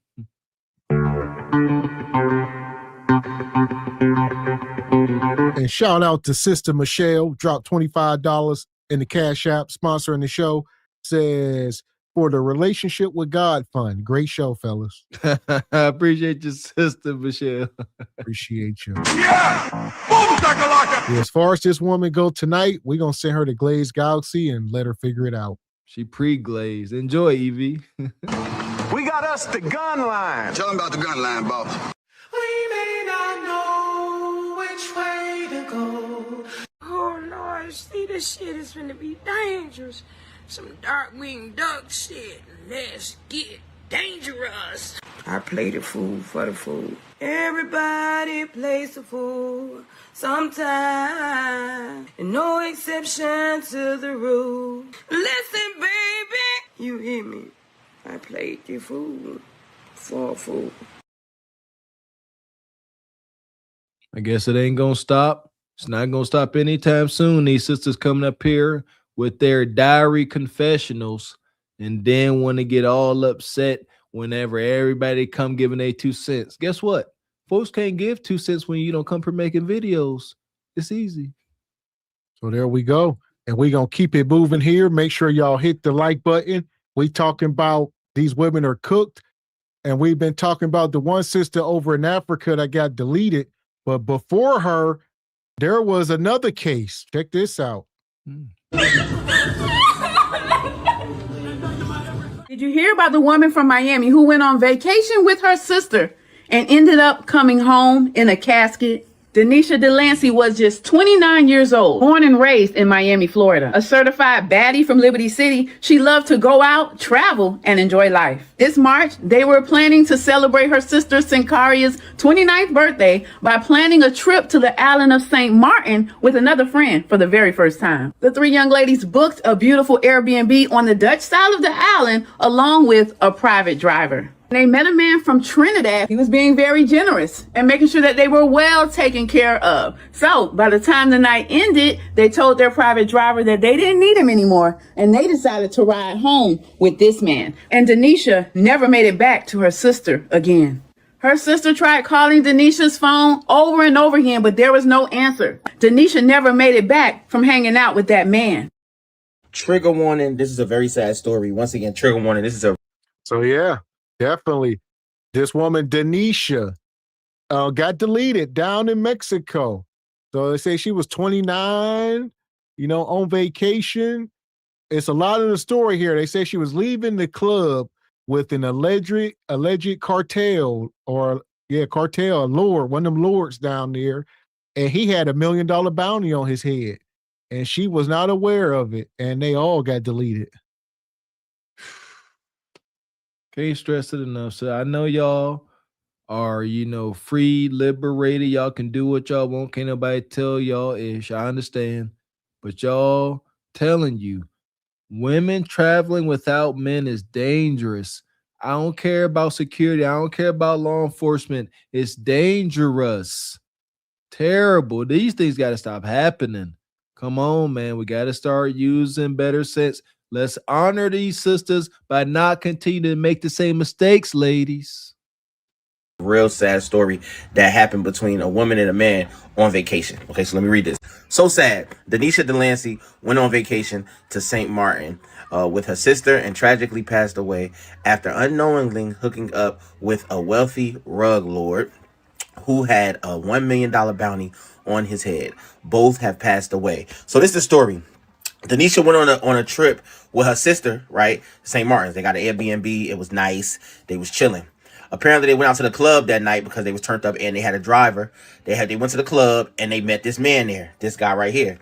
He turned up in the club with them. He must have been throwing big money, okay? Because apparently, Denisha kind of liked him. He took them home. They told the driver, nah, we don't need you.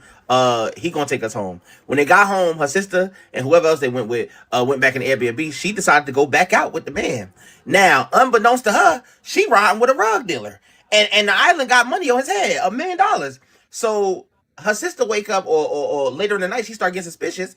And the driver called and say, I just wanted to make sure everything was good with y'all. And she said, you know what? Everything is good with us, but my sister, she went back out with old boy that we seen at the club, but they ain't come back. Then the driver find the time to tell him, that man is a rug lord. They got money on his head. Why you ain't say shit before, Cletus? Well, that ain't knowing him.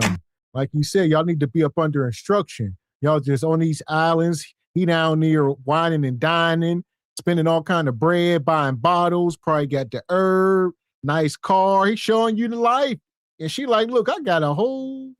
Quisha was getting insidious thoughts like, oh man, I got me a millionaire from the islands. She was figuring out a way to try to finesse the situation. And yeah, they both got deleted. There's an actual video online that we cannot show on YouTube, but I believe the actual deletion is on video.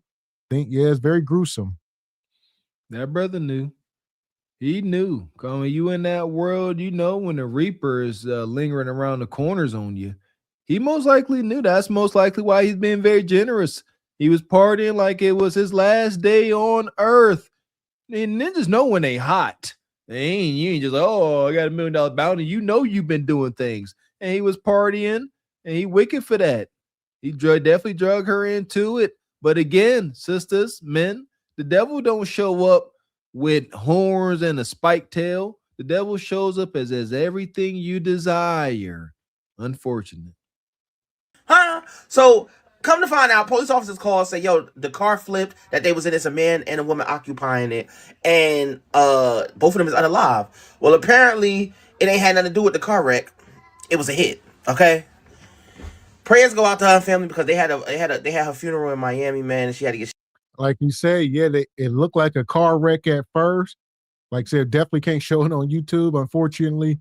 But yeah, the car wreck, it was a pretty bad wreck. There's somebody ran up on the car, start pew-pewing the car up, make sure everybody in there was gone. So I believe they ran them off the road. The car it was bad. I don't know if some of y'all seen it.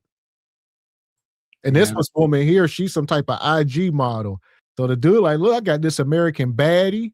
All right, she got the BBLs and whatnot and fake hair looking like his favorite video girl or whatever.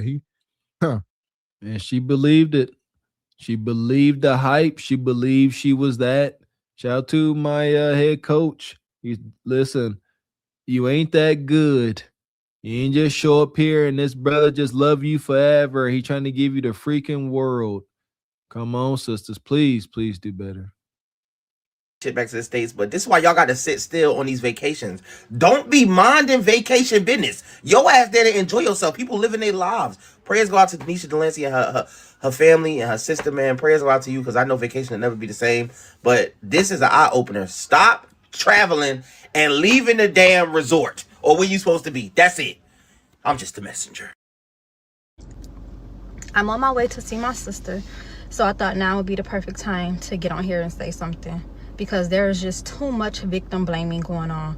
No matter how y'all try to spin a story, no matter if y'all blaming me, y'all blaming her, whatever, it does not fucking matter. Y'all don't know me and y'all don't know her. And I'm trying to get on here and not curse as much, but y'all really got us fucked up.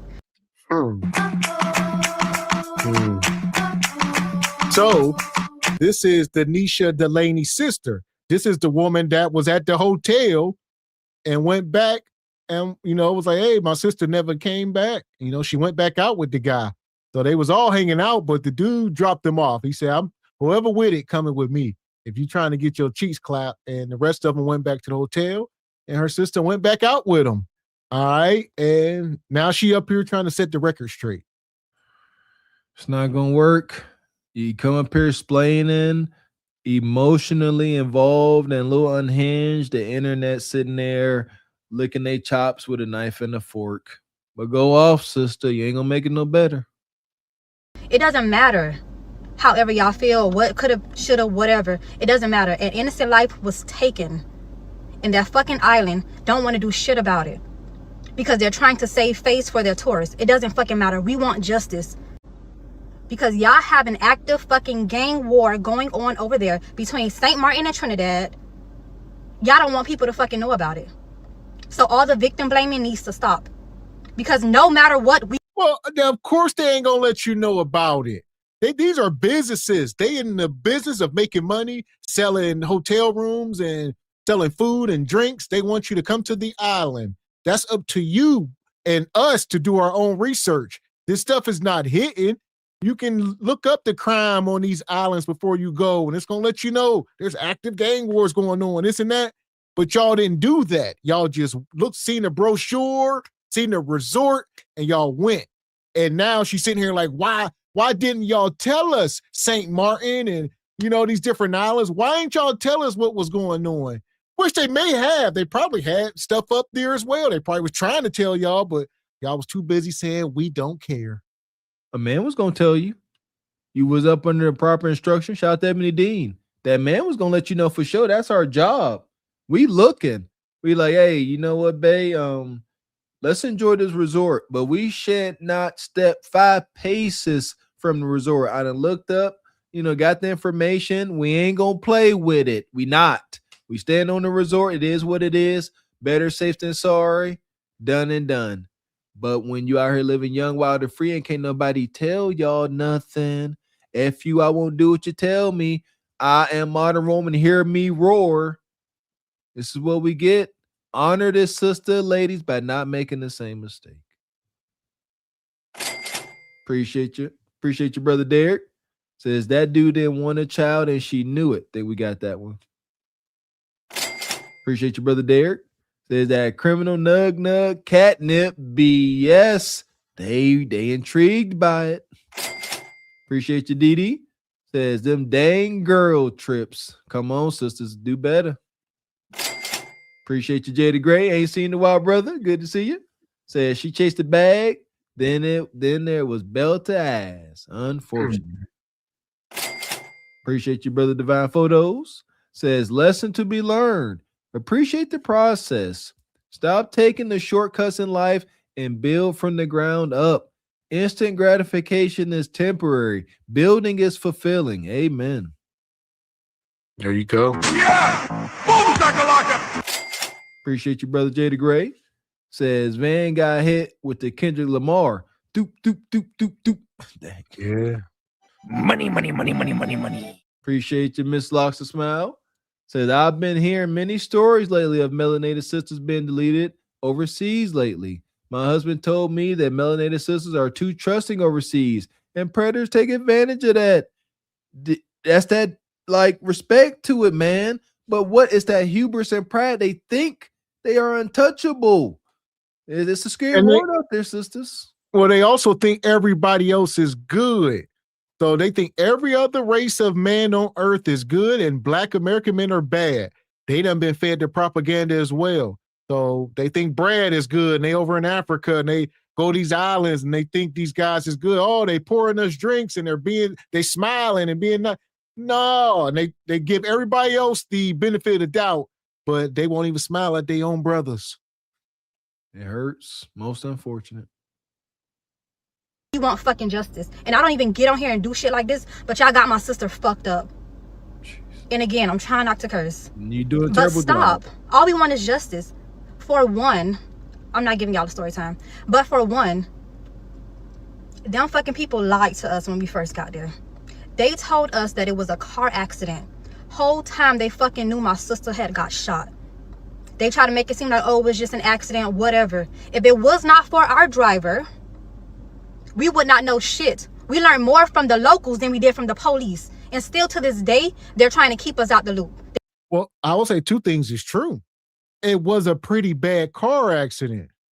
So maybe, like you said, I'm guessing, I'm sure the people there knew the guy, granted, but maybe they thought they did pass away from the accident.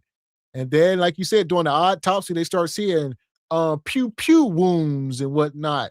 So, yeah, they say a little bit of both.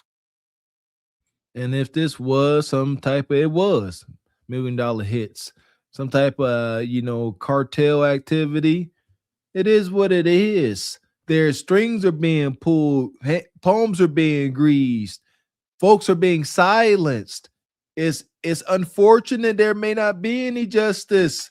That's a real thing. You see what they did to this American citizen and this guy? What you think they'll do to the local law enforcement? It's over. It's unfortunate. This is why we are crying from the mountaintop, sisters. Be careful. You may not get justice. And we hate that for y'all. Yeah, like I said, if y'all get a chance to watch that video, like I said, I seen it briefly. I didn't even know. I'm gonna have to go back and rewatch it now. But yeah, the car was traveling pretty fast. I don't know if they was being chased. It was pretty grainy, obviously, in a different country, but it seemed like the car may have went through a building or went through a fence or something. It was pretty bad. And then you see I don't know if it was a woman. It seemed like a woman ran up on the car and started putting in work. So it was crazy. It's just that crazy. It's different over there. They got firearms, machetes. Man, nah, I wouldn't play with it. They don't want to tell us shit. It was not until this story or whatever got some traction that they wanted to update their news site, call her mom, say, oh, we have this person in custody or whatever. But before that, it was fucking crickets from them. They were so nasty to us. When they told me and my girlfriend, they were so nasty. They had no sympathy, no nothing, no empathy, no nothing. They tell us the news, oh, she's been in an accident, and we, you know, reacting, crying, whatever. And they're looking at us like we're fucking crazy, like, okay, y'all can't sit in here and do this. Y'all got to get the fuck out of my office. That's literally how they treated us, and that's how we felt. We was asking for answers for days. It was not until I went back the next day and asked them, was she shot? Because the fucking driver, our private driver, told us that. He told us everything. Everything. We already knew before we got there what was up, but they did not want to tell us nothing. Well, y'all, so there you go. Once again, they had all this booked out. They went to the island. They had a private driver, all this.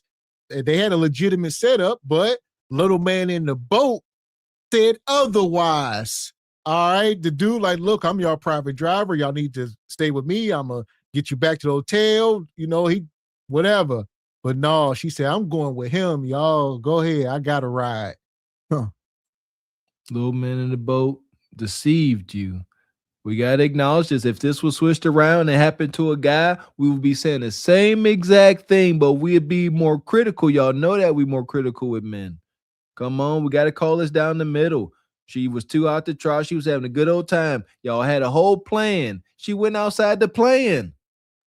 We honor her sisters by not making the same freaking mistake. Don't sit up and try to justify it.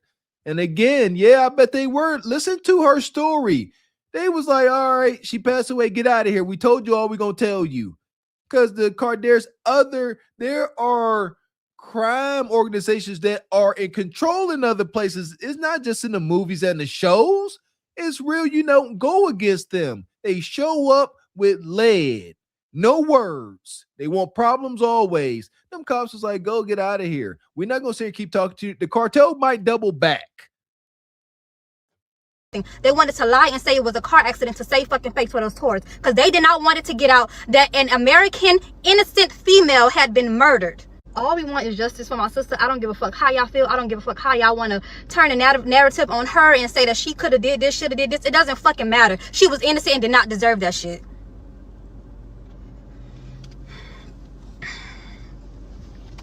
Justice for Denisha.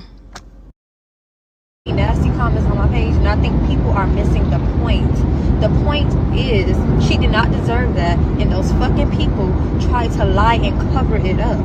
That's all that I'm trying to get y'all to understand. I don't give a fuck what y'all coulda, woulda, shoulda did. I don't care. Until it happens to you, you don't tell nobody shit.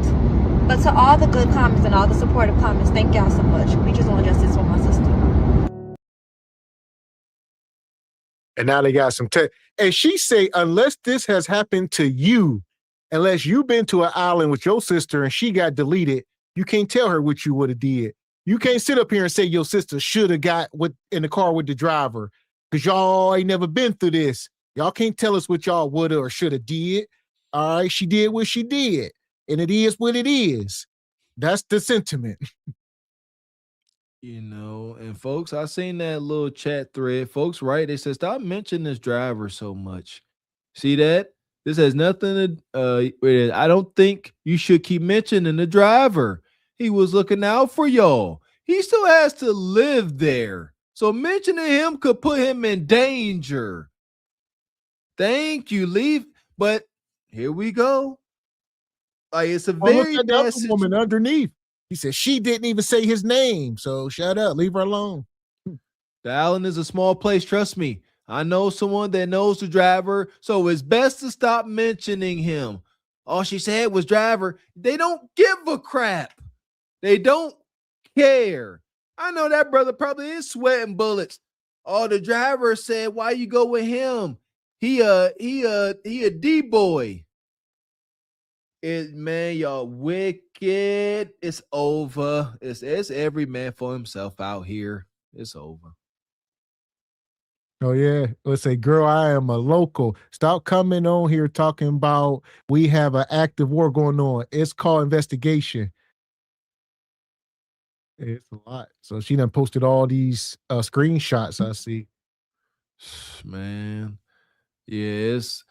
It's not a battle you can win. You're at the mercy of another country, another judicial system that most likely has corruption all through it. And look at this top line. Two things is true. It says this has nothing to do with the island. She made a poor decision driving. So two things is true. Like this can happen anywhere. You can be in Las Vegas on the strip hanging out and then meet somebody that live off the beaten path for the strip, somewhere maybe you shouldn't be in the hood. And you can get deleted by, hanging out with D-Boy Nug Nug. So a lot of times, like you said, two things is true. A lot of these islands are very corrupt and the cartel do control the government. But like you say, y'all need to be under instructions no matter where y'all at. Quit thinking y'all can just move freely places. Y'all are women. Sit down. Men, sister, we keep telling y'all, we understand that a lot of sisters have not been exposed to real men. However, men are a threat deterrent. Just our presence will make you not eligible to be a prey or victim. Men, though, even bad men are logical. They want easy prey. They ain't trying to come here and fight. That's why you have a man next to you or men around you. Threat deterrent. Now they know that trying to harm you is going to cost some life because we don't play that. But when you're out there by yourself, you are easy pickings. Appreciate you, brother Derek. Says, I will give this sister some grace. There is a travel advisory to Trinidad, but not St. Martin. Appreciate you, brother Jada Gray. Says, don't be sorry, 304. Be careful. Money making Mike. Appreciate you, brother Derek, coming through this evening like you do. Says, by my rule of thumb, when traveling, don't go looking for trouble in a foreign country because it will find you. Not might, it will find you. Appreciate you, better believes me. Good to see you, brother. Says, so the driver knew about the bounty? Sounds like he collected on that. Well, stay tuned. Shout out to Deep Thoughts. Says Keisha got Google eyes for that money. Dirty money. Because if he had $1 million on his head, you could imagine what he may have been worth or what he was sitting on. Come on now. Appreciate you, Travis Golston. Says, when nobody likes you, nobody will advocate for you. Uh-oh. Appreciate you, Uncle Caesar. Says, $1 million hit has to be sanctioned. He effed up bad and he knew. That's what I'm saying. Don't ask me how I know. Sorry for the young lady that couldn't feel it. I'm telling you, that's heavy. He knew. He knew what was happening. That dude was like, I'm partying tonight. I know these my last couple of days or last day. He didn't. And it happened. He knew what was going down. If you ask me, shout out to Uncle Caesar. There we go. So like I said, rest in peace to this sister. What's her name? Denisha Delancey. All right. She 29, another 29-year-old woman, just like the Ashley woman we're going to talk about here in a minute. But same age, young, these little IG baddies, quote unquote. Y'all better sit down. Ain't lived to see 30. Terrible, terrible shame before God, sisters. So, man, for that, we just gonna move off of this subject because this is just wild. Yeah, ain't nowhere to go. Yeah, may the sister rest in peace. This got to stop. See the pattern, sisters. Observe the pattern. Just move safely. That's all we have. We're not asking y'all not to have fun. We ain't telling y'all to lock yourselves in y'all basement, y'all panic room. Be smart. God dang it. Be intelligent. Get under some daggone instruction. I don't care what man it is. Your daddy, a good uncle, somebody. Figure it out. So here we go. Or end up out here like we say, Ashley Jana. All right, the young influencer was warned that this dude would delete her. And in fact, she is gone, but we still don't know who, but they are investigating and we gonna cover some more of this here. I think he did it. Yeah, I don't think no way about it. He got mad. Look at him. Look how he looking at it right there. That's weird, man. Yeah, he got concerns. He done messed around, seen them pictures. Yeah, shout out to Mr. X. He done messed around, seen some old photos with her and Kevin Gates talking about jamming meat. He insecure, hurt. So there we go. And we're going to dig deeper on this because it's not just Kevin Gates. We're going to find out. So, I mean, as more time go on, people peeling the onion now. Whew. You're telling me that the misunderstanding was so intense that hotel staff had to separate them in 2 different rooms? Interracial relationships are not as common with white men and black women as they are for black men and white women. But there are some observations out there that people have noticed. Why is it when it comes to biracial couples that when I see a black woman with a white man, it's a bad, like, this girl is bad. There's not a black man that would pass on her. And I have noticed this, especially if the white man is regularly dressed or just average in looks, in comparison to a black man that has to have much more. And this is important to understand because Ashley Jana was definitely a very good looking black woman, and Joe McCann had got himself a looker. But unfortunately, this beautiful black woman and this white man have become society's new murder mystery. Did he do it? Did he not? Why did she allegedly kill herself? Why isn't he not arrested? There's so many unknowns in this particular story that many of us are looking for answers and trying to find them. And while black men are pointing their fingers at black women who want white guys saying, "I told you so," you have other people saying this. Black women don't only die in relationships with white men. They are also murdered by black men as well. Beat, murdered, abused. Black men kill their partners all the time. Boy, you don't sit your stupid ass down. Who the f you think you is? Man, I'm trying to say, what is this? You have to stop. Y'all keep talking. Huh? You keep talking, man. And you shut the fuck up. I don't know what this ninja is. Nonetheless, besides him, as far as this goes, last we talked about it, we thought that he had left the country, but some of y'all was telling us that he has been detained and they asking him questions. I know other people were saying he got defensive wounds on him. So no pictures have surfaced, but some people saying maybe he got scratch marks on his neck or face or something. We don't know. I don't care. I don't care if he got 3rd-degree burns. This woman end up gone. Shoot. Care about no defensive wounds. Oh, that's what they trying to link that to that. So yeah. Gotcha. Yeah, he trying to say he was not in the room. They trying to make, they trying to say it looked more like a strangulation. So yeah, very much so. It's very important. There we go. Okay, I thought they would say like maybe he wasn't like it was mutual combat, but yeah, like I said, she got deleted. Yeah, I was thinking wrong, but nevertheless, yeah, that weird dude that came here. How did we get there? How have we gotten from observing and investigating this dude hurting this woman to black men hurt black women all the time too? What that got to do with helping this sister? You see, y'all done just as that is insulting. We got a case right here. We got a suspect. It's all but clearly black and white. And you want to say, but y'all ninjas be hurting us too. Too much hurt out here. Yes. Black women don't only die in relationships with white men.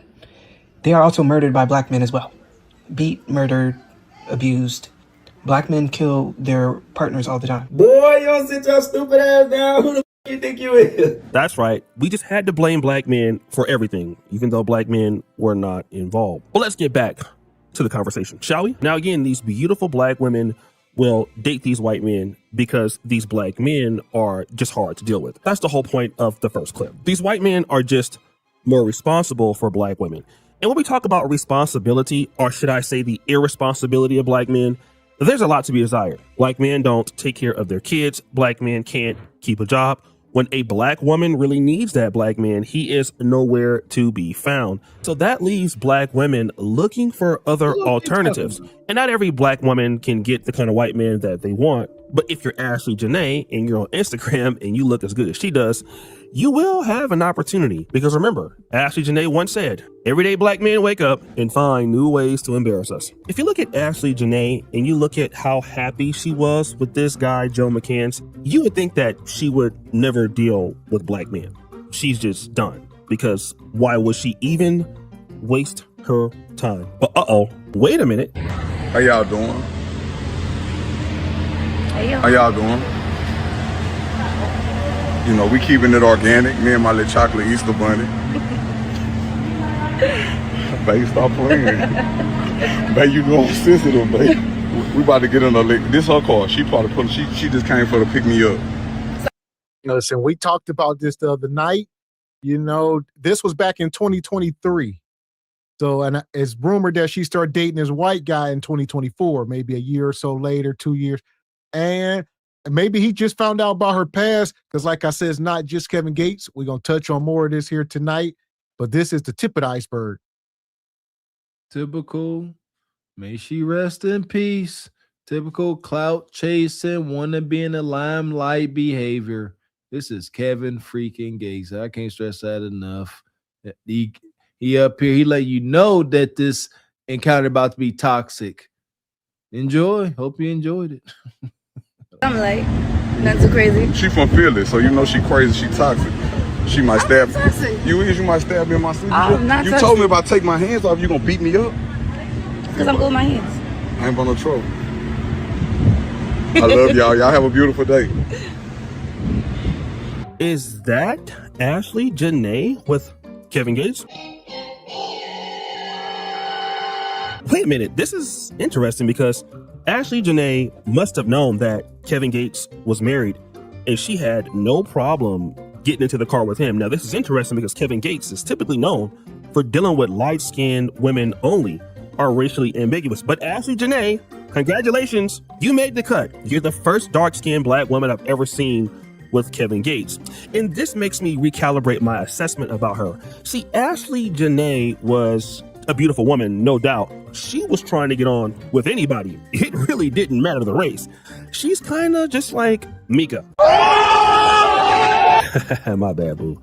I didn't mean to do you like that. He's right, you know. So Ashley Jana got tired of dealing with these rappers like Kevin Gates, who looked at her as a pump and dump, or these other guys in the industry who just really wanted to use her for what they wanted to get, or maybe she just wanted to use them for what she could get. And so she finally got the white guy who was obsessed enough with her to give her the lifestyle that these black rappers and athletes wouldn't give her in Miami. I mean, after all, she's from Philly. What the hell is she doing in Miami except trying to find a rich man? But again, she's trying to get this white man that will be there for her. And there's a reason behind that as well. People are starting to dig into, you know, stuff with her parents, and people are finding out she is following in her mom's footsteps, more or less. So I guess her mom, I'll pull this picture up, but I guess her mom is married to Brad, and she may be the black or the oddball out. So as you see, that's Ashley on the far left. Her mom, her stepdad, who her mom married to, is a white man, and all her brothers and sisters are mixed. She's, you know, so don't know her upbringing, if you will. So it's a lot here. That's tough. If she's the oddball out, she's the only one that don't share the two parents, and there is a race difference. That's got to be difficult to navigate at best. And we feel for you, sisters. We acknowledge the human experience. I can see a sister like that. Like, I want to fit in. I want to be accepted. I want to assimilate. I don't want to be odd anymore. I got to find a way to fit in. I'm going to leave it there. That sounds painful. So it's unfortunate, but yeah. So I'm sure people are going to be looking into her mom now. We don't know. It's getting deep. Be responsible for her. I mean, not just clap and leave, right? Because this is what white men do, especially when they get with black women. They marry them, they take them to Zanzibar, they propose, until Ashley Jana passes away. And all of a sudden, this white man, Mr. Joe McCann, takes a week to tell her family that she's dead. And this is important to know, guys, because even when he contacted the family remember that, well. And the family says next they are considering going to Zanzibar themselves to try to get as many answers as possible. Now, we also tried to directly contact Ashley's fiance, the resort, and the embassy, but we did not hear back. Now, I'm going to deal with that part in just a second, because remember, this is a man that had a lot of money in a lot of black women. Remember the ones that were supporting Mr. McCann because he was this white man who could protect and provide for this black woman? Well, they were saying, yeah, he had her deleted because he had all of this money, but that would be rebutted. So just because he spent a lot of money on his fiance, his soon-to-be wife, that mean he took her life? Come on now, make it make sense. Y'all be on this internet telling men that if they care about a woman, they'll spend a bag on her. Y'all be on the internet telling other women that if that man cares about you, he'll spend a bag on you. Y'all be on the internet telling men that every woman is expensive. Every woman costs. Just pick one within your budget. And now you're trying to pull it? Wild as hell. I see where the guy is coming from. Listen, two things, brother. I mean, I would say, did he do it? He's the lead suspect. We're going to F around and find out.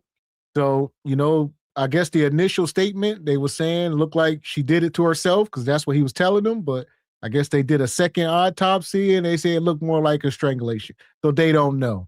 So it's up in the air. Like I say, I thought they let him leave, but I guess they took his passport and he is still there. We'll see. Good.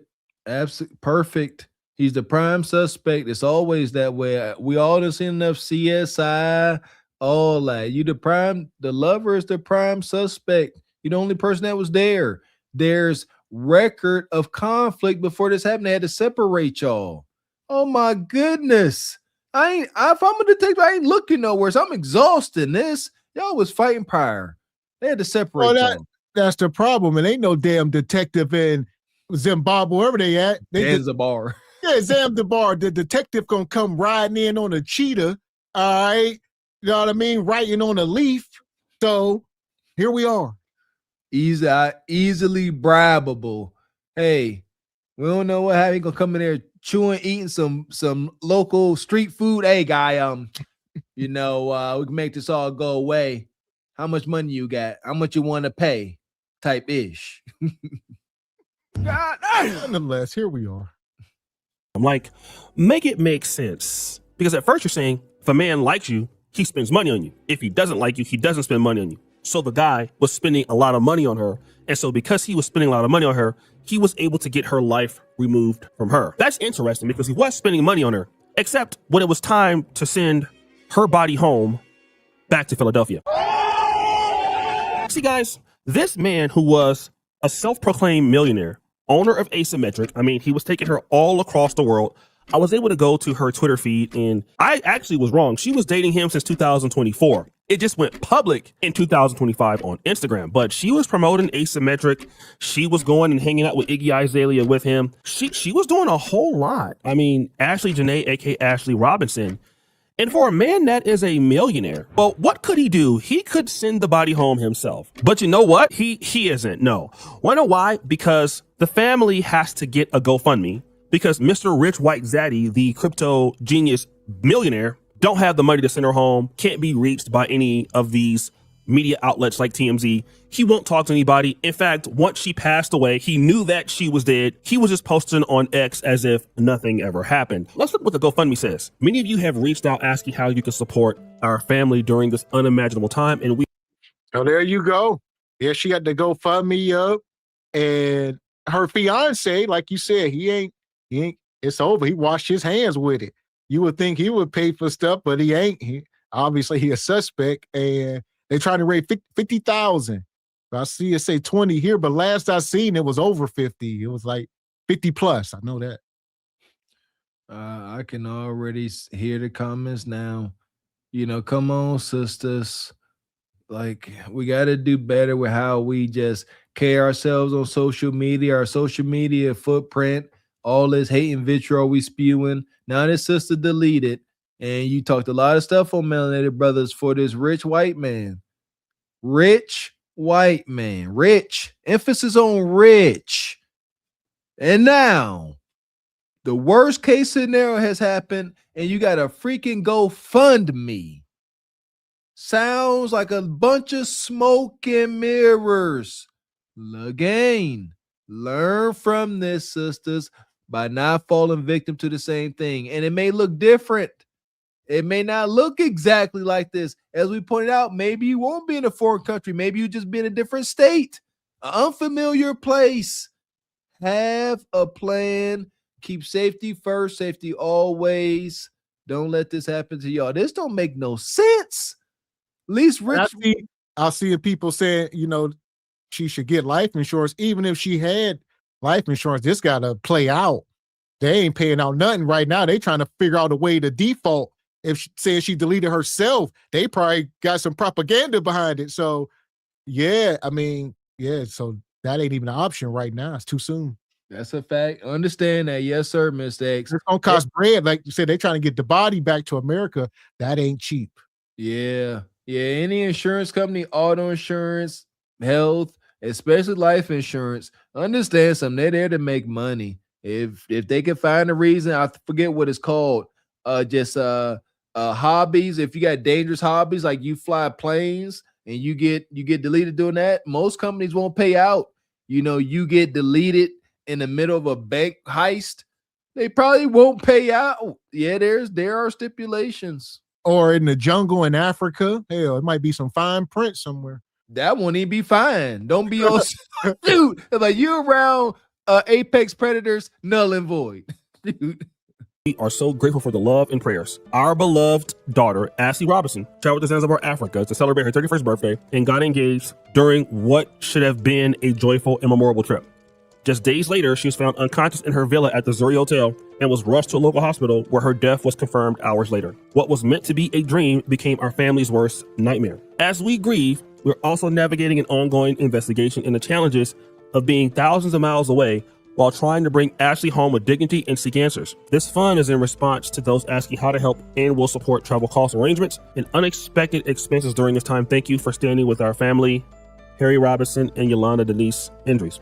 Now, I want to get back and talk about this because, I mean, I'm pretty sure right now it's over $20,000. By the time this video is edited and comes out, the goal most likely will be reached. But I'm just curious, what happened to this responsible white man who was basically Mr. Vanilla, her king? I mean, what happened to the responsible white guy?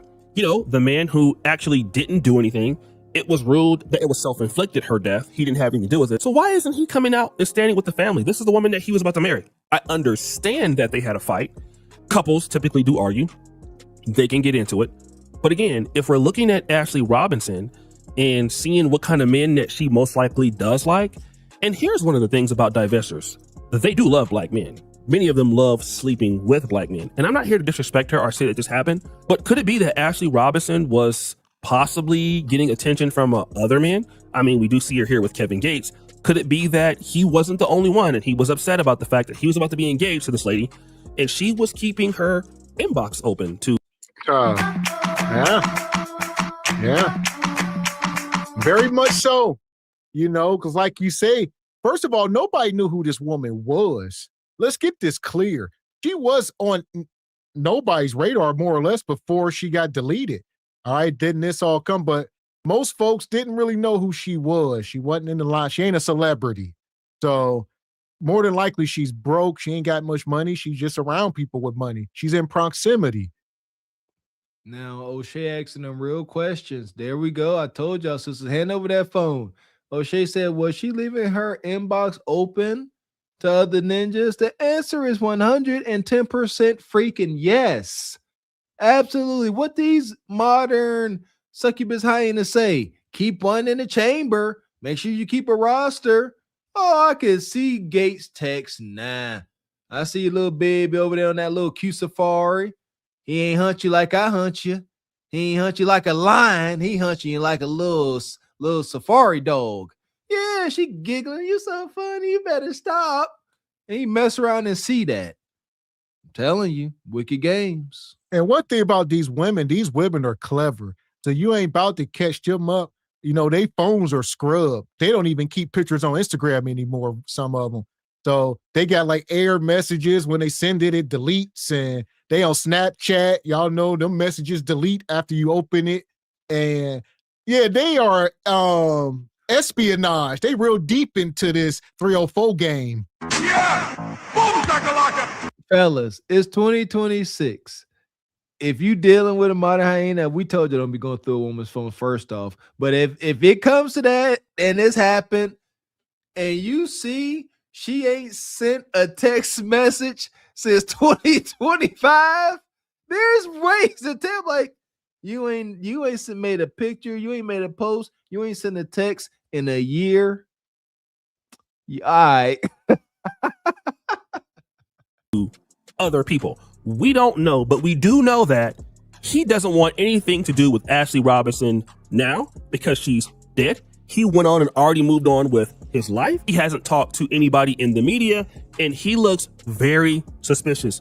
So black women, is this the kind of responsible white men that you are trying to tell black men to become? Is this what you want when you are literally losing your life or close to losing your life, or you need your partner to be there for you and reassure you, and that man is not there to reassure you, and something happens, he can't stand with your family or with you in the times of need? Well, probably not, because the relationship is transactional. Is what can you do for me? And when you can't do anything for me anymore, then I don't think people realize how wild this is. They out in this, these are real animals. This ain't AI. They out there feeding giraffe and riding on rhinos and lions, and this is, yeah, I mean, come on now. How do you keep this up? That's where my mind going. Like, that's the danger, right? You gotta keep this up. You can't stop giving her zebras and albino tigers and goofy knock-knee giraffe safari visits. You got to keep her at this high. You private $10,000 private jet seats, Zanzibar, you know what I mean? I can imagine that would take a toll too. Maybe that was the blow up. She's like, all right, that was fun. I like this, but what's next, Ninja? What's your next song and dance? You know, it gets old after a while. Well, probably not, because the relationship is transactional. Is what can you do for me? And when you can't do anything for me anymore, then I don't need you. And so there is no relationship. And a lot of times people could feel that you are really valuable to somebody until you really see what happens when times get tough. And again, that's how we all find out who our real friends are, how good our families are, how good we are, how strong we are. When we really need people and then they can't show up for us in the times that we need them the most, whether they are white, black, or red, we find out what we're working with. So that's just her. Like you say, there's more here. I see since her sister has came out, almost like that last woman, or not her sister, some of her friends, and they start to defend some of this. Oh boy, here go the defending. Y'all gotta figure it out. Stop trying to defend this madness. Find solutions. Don't defend it. There's nothing to defend. Wonky madness. Appreciate your deep thoughts. Says, I'm slow. What does a baddie mean? Not marriage material, good for the hunch at best. Appreciate you, brother Travis. Says, people how they deflect to melanated men to protect Brad's image. It's quite disgusting. I ain't gonna hold you. Appreciate you, brother Jada Gray. Says, yeah, she's assimilated right into the Jesus. Shout out to EV. Says, life insurance pays 90 days minimum. Normal times, 3 months. Appreciate you, brother. It becomes larger. More people start to get involved in the situation. And in this case, it's the Ashley Jana GoFundMe. And then now we're hearing something back from their friends. And in this case, she has a friend that really has not appreciated what some of these people are saying. And she goes by the name of Lexi Love. She's an influencer on TikTok also, same username on Instagram. I guess you can say she's somewhat of like an Instagram model, kind of a BBL kind of model, something like that, right? And she got fed up about what happened. So she said this. As Ashley's friend, I'm tired of everybody coming on this app with their opinions, with their thoughts, with their conspiracies of what they think may have happened to my friend. It's clear as day that this man, my friend, he tried to stage it as a, I don't give a None of that shit. Let's put that on the floor. Number one, Ashley would never harm herself. Ashley was beautiful, happy, talented, hardworking. She had no reason to. I was just speaking to her, and I have the messages of while she was on this trip. Number two, Ashley was not a gold digger. Okay? That's number two. So this theory of, oh, well, maybe she was using him for his money and she got caught cheating. Shut the hell up. I'm tired of y'all f***ing. Ashley was a hard worker. She had jobs. She was a model. She modeled. She was in all the music videos that you see online, on YouTube. She was in Drake's, French Montana, everybody that you could think of. Everybody's video. Or posted on every flyer.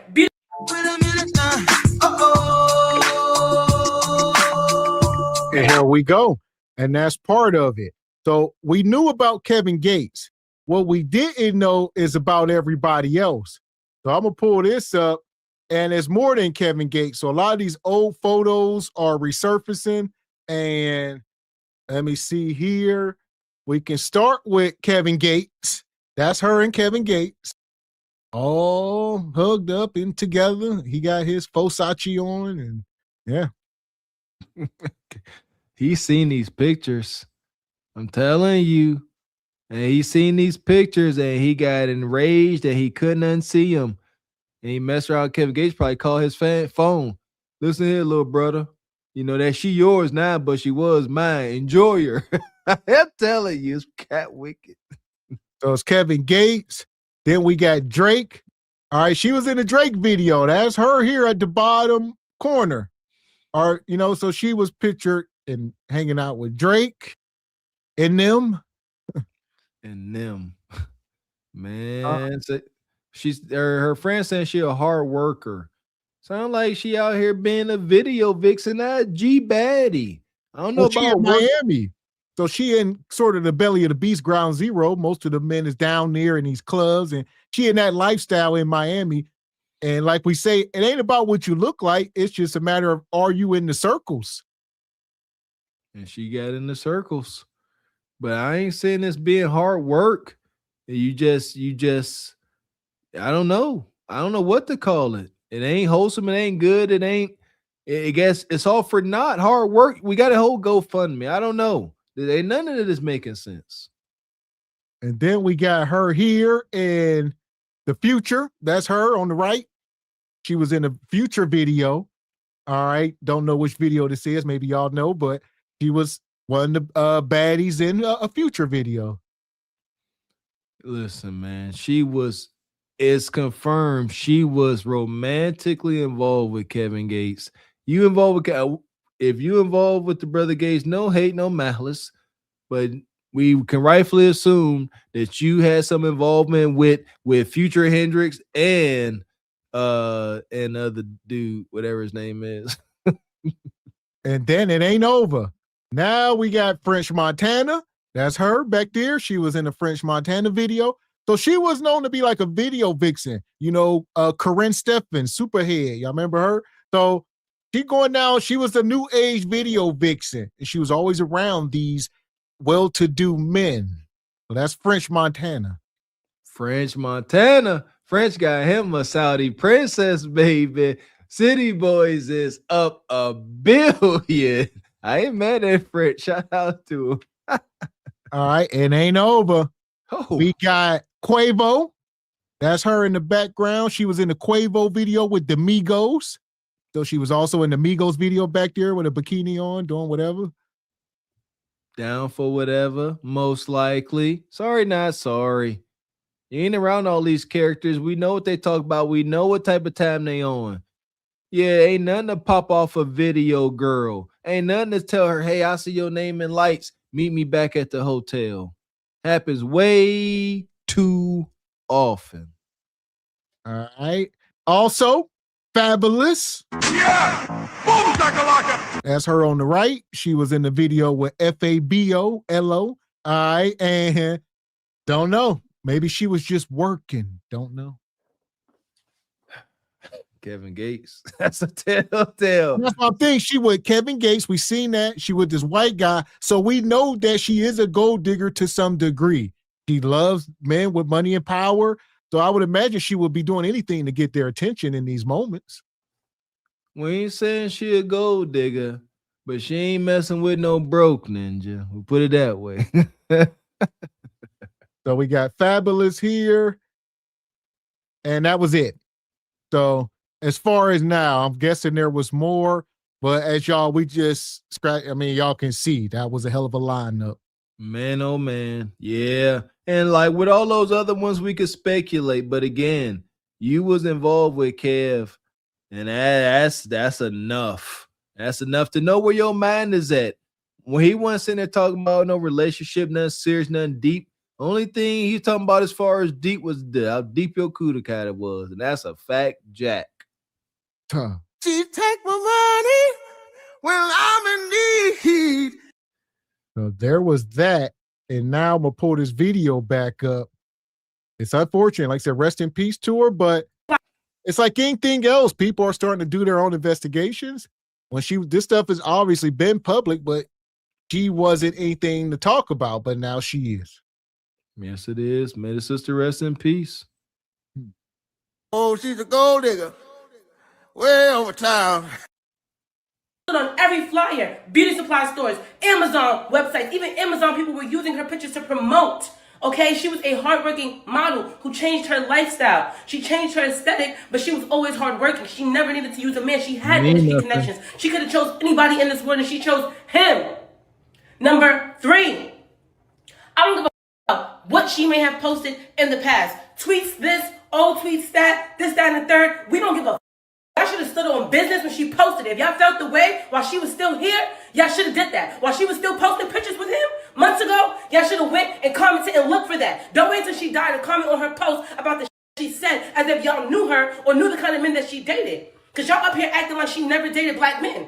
Y'all don't know her personally to know who she dated. She's dated black men. So maybe she did say some things in the past. Maybe she didn't. Regardless, that does not give anybody the right to mock her death or use it as a scapegoat to say why she did or did not deserve her demise. So I just want to put that on the floor. All of these rumors that's going around, this, that, and the third, I'm tired of hearing it. Lastly, I am in cahoots with someone who's living in Tanzania. And let's stop her for a second. The net of it, this white boy was a pay pig. All right. She was 31 years old. Even though she's not bad looking, like O'Shannon was saying, she's in Miami around some of the most beautiful women on the face of the earth from all over the earth. So the competition is beyond fierce, especially for a dark-skinned woman in Miami. They won't even let you in the club just off your skin tone. So she was down there, doing whatever she was doing, and none of them guys wiped her up. So maybe that's where her hatred for black men come from. And she had to settle for this guy that she don't even like or she's not attracted to, more than likely. We seen her type. This is not a guess. All right. So, but he had the money and gave her the life she always wanted Drake and them to give her. That should be a telltale sign, sisters. Y'all trying to go into a club and like that. Well, I think we seen videos like that. Yeah, they don't let you in because of the tone of your flesh. Keep your chin up and walk away and readjust what you doing with your life. Because obviously you going to the wrong places, trying to do the wrong things to get treated like that. Cannot allow this superficial world of empty glitz and glam to continue to lead us down these roads of destruction. That's all I hear. I don't hear nothing wholesome. Oh, she worked hard. She was in that video. She's in that video. She changed her image, whatever the heck that means. Stop trying to cover up 3 or 4 activities. Stop it, please, because it ain't faring y'all well. May this sister rest in peace. No amount of trying to justify, explain, and gonna bring her back. Honor her by not continuing on these same destructive paths. Please and thank you. Shout out to Project Leroy. Good to see you, brother. Says every other city we go, every other video, no matter where I go, I see the same 3 or 4. It's the truth. It's the truth. Appreciate you, Mr. Jersey Worthy. Says, where was this energy for KS when he passed away? Man, you see they was cheering, bro. Don't bring up that hurt. Man, so here we go. If you're just coming in, hit the like button. Ooh, Their family is a high-ranking police officer. They did let me know that Joe McCann, has been detained in Tanzania. Right now in Tanzania, they do not believe the story. So we are actively working on sending them all the information that we can, which I have been doing, sending them information so that he can send to the officers over there, so he can send to the government over there and let them see that this was a murder and this was not a... Okay, so yes, he's currently detained right now, and I don't know what's gonna happen from this point going forward, this point going on. I can't even speak. But all I'm gonna say is please stop speaking on my friend. Please let her sleep in peace. If you don't have anything positive to say, don't say shit. And if you're gonna make a video, don't ever make a video trying to make it seem like, well, maybe this, well, maybe that. This one did it. If you're not putting it on the floor, I don't want to hear shit. Simple and period. Have a good day. Okay, so I played her entire message there. And again, my condolences go out to the family. The reason why she was dealing with that man is because she could not provide that lifestyle for herself. She might not have been broke, but I can tell you, like, if you work in the entertainment industry, it's a gig economy. You know, you got people hitting you up. You got people hitting you up for one-time music video shoots, campaigns. Even if you do get brand deals, which in my situation, I don't see why she would get that because she wasn't a content creator or anything like that. Brands take like 90 days to... She was none of that, respectfully. She was a video girl. Everything about her was superficial. She was being paid for her looks and more than likely kudakata. That was her only commodity. Granted, and here we are. Stop, like I said, stop trying to cover it up like it was something that it wasn't. It's okay to be, if y'all really fond of y'all friend, that sister that was just, you know, raging out, telling folks what to do, what not to say about her friend, if you really freaking care, you will stop indulging in these superficial lifestyles. Keep telling y'all, this is what leadership looks like. Shout out to the brother Trey, getting on these sisters about these egregious wig and not caring for their natural hair. This is what love looks like, sisters. We in y'all business. Y'all are our business. What are you talking about? We done got so far away from the natural order of things that a man showing love and concern and not sexual attention comes across as an attack to y'all. The only thing we're attacking is y'all toxic pride, ego, and hubris. That's what we are attacking. Yes, for y'all betterment. To pay. So there's nothing about Ashley Jana's Instagram or TikTok page that would lead me to believe that she had consistent income. She didn't. There would be no way that she could have paid for the things that this guy was paying for because clearly she just didn't have what it takes. She was trading her good looks for the lifestyle that he could afford or whatever man could pay for that stuff. All right. This is no different than any other beautiful woman that we see on Instagram. That's just the case. Second of all, how about you guys? Why didn't you guys check that at the time? Number one, the reason why nobody checked it at the time, honey, is because she was not known at the time. He's right, you know. Most of us did not know about Ashley Jana, unfortunately, until she died. At the time that she passed, and I got a hold of her Instagram, she had like 70,000, 71,000 followers. So if you don't know of a person, there is no way you can challenge what they were saying at the point of dissing black men, okay? But here's what you can't avoid. When black men and people in general were telling her, like, look, like, he gonna kill you, he gonna delete you. Obviously she was ignoring those comments. All right. People were saying, look, you should get away from this guy. It don't make sense. Like something's wrong with the dude. She ignored those things. Okay. So clearly we don't want to talk about that. Again, I know that's your friend, but the truth is the truth. She would then respond also to the comments by saying this. And then number two, there's people, right? Not a lot, but I was seeing it because I know y'all in my views, right? There's people that's like, oh, well, why are you at the gym? Why are you cooking? Why are you posting food on your page? Stop watching my page. Please get my out of your mouth. I already, there's no need for you to keep sucking it, baby. Stop sucking my fucking, stop doing that. How about that? Stop sucking my pussy.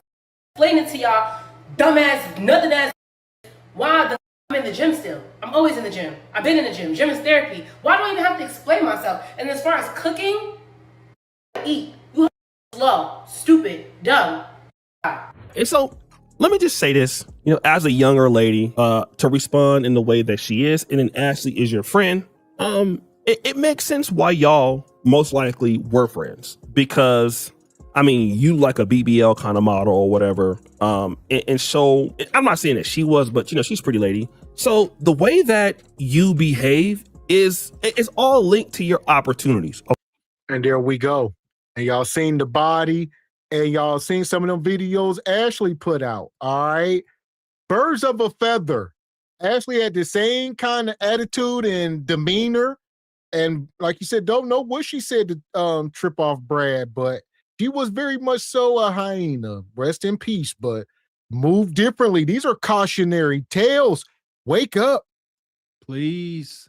Coming up here getting vulgar and nasty ain't gonna bring your friend or your sister back.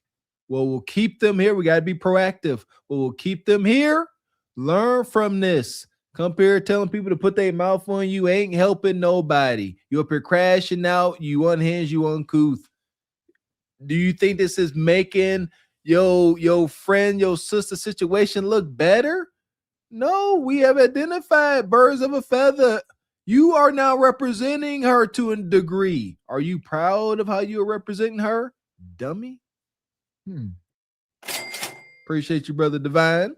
Says the game said, hunching them rap stars, you know who you are. Put your hands up, ladies. If you kept your legs closed, it wouldn't be just a waste of time. It would be just a waste of time. There you go. So they ain't hanging with you if they can't get no coup de kata. You are useless to the group. They want to hunt somebody, and you there. So as many videos as she was in, I mean, more than likely somebody got some hunching. It just is what it is. You know, T Money said it best. When you are successful and you got motion, you can grab a woman by the you know what. It's like you can have your way. You can do what you want. They allow it. It's a natural way of things. Ain't no way in heck she was out there with Future Hendrix and ninjas from the Migos, and it wasn't going down one way or another. Stop that, please. Man. And as far as her friend, this woman come up here, we're going to put her in the sub. Yeah, you nasty mouth heathen. The passengers of the doomed Titanic sub spent their last moments in total darkness looking for bioluminescent creatures out of the small window and listening to their favorite music. The new details of the 5 passengers' final moments have been revealed by the wife and mum of the father-son duo. Wade in the water, wade in the water, diamond wade in the water. Something's gonna trouble the water. You better wade in the water. Yeah, man. Come on. When are we going to learn? When are we all as a group going to identify that we have gotten so far away from healthy shame? We've gotten so far away from traditional values. We are modern people. We are modern men and women. However, traditional values, Old Testament teachings still apply today. It's needed as humans that have been instilled with the power, of little gods. The power that is in us is in God and vice versa. We can do what we want. We can cause as much heaven or hell on earth as we see fit, as we are doing today. Can we stop causing so much heck and get back there? Oh God, I'm losing my mind. Get back to more wholesome times. The answer is no. It's no. The darkness shall continue to spread, and we shall continue to report it as the journalists that we are. Hope y'all enjoy this wild ride, because it ain't gonna stop no time soon. That part. And shout out to Mr. Wilson. He once said, no man can do nothing with a woman with no brain. That part. So with that being said, we appreciate y'all coming through tonight. The show, The Dating Market and Modern Women Are Cooked in 2026 is for show. And y'all know we will be back up here Saturday night for the Regal Rumble. So you don't want to miss it. Make sure you are subscribed. And I believe tomorrow is the third Friday. So I believe we got a Patreon show tomorrow, even though we had one this week, but that was a makeup show. So I believe all the Patreon members out there, I believe we are back tomorrow. There we go. Oh boy, sound like a jam-packed weekend. Make sure y'all are already joined the Patreon so y'all don't miss it. Make sure you are subscribed to all 3 channels so you don't miss this weekend's festivities. And per usual, we appreciate y'all. SBC, Cart Before the Horse, Truth Over Last Nation coming through like y'all do, supporting y'all interests, supporting your channel, supporting your beautiful black media. Please continue to do so, hitting that super chat, hitting that cash app, and big shout out to everybody coming through gifting those memberships. Got, I think, over 20 this evening. Everybody that got your no-cost membership, make sure you re-up at the end of your no-cost month and show some backwoods country boys some support. That part. So we appreciate y'all coming through. Shout out to everybody. Major Drama. Everybody gifted memberships. Uncle Derek. Shout out to 3 a.m. Thought Club. Uncle Diggity. Cousin Walker. Shout out to Uncle Tall in the Cash App. Shout out to Sister Michelle in the Cash App. Yeah! Boom, shakalaka! And the whole SBC Nation. Divine Photos, Project Leroy, EV Ray. Everybody coming through. Big salute to y'all. We will see our Patreon members tomorrow in the Patreon again. Make sure you join the Patreons where we have more exclusive content. And by being a member, you have a chance of winning some exclusive merch like you see what Mr. X has on. Make sure you join today. Y'all know the motto. Today's prices are not tomorrow's prices. Join now. Appreciate you, Sean Miller. Says, I ran late listening to live music with baby, but I will like and look at Replay Gang. Shout out to the Replay Gang. Appreciate you, brother Sean. Appreciate you, brother. So until then, I'm Gavin X. I am Mr. Walker. And we are Cart Before the Horse Productions. A good evening. What they ain't wanna hear, but it was real. With accountability, where that we just tryna build, not tear down the path. Hit that like button. Subscribe. Don't front, cash out. Support the show. Super chat. Let it flow. SBC Nation, we see y'all. Call the photo horse. Stand tall. Digital vibe. Single by choice.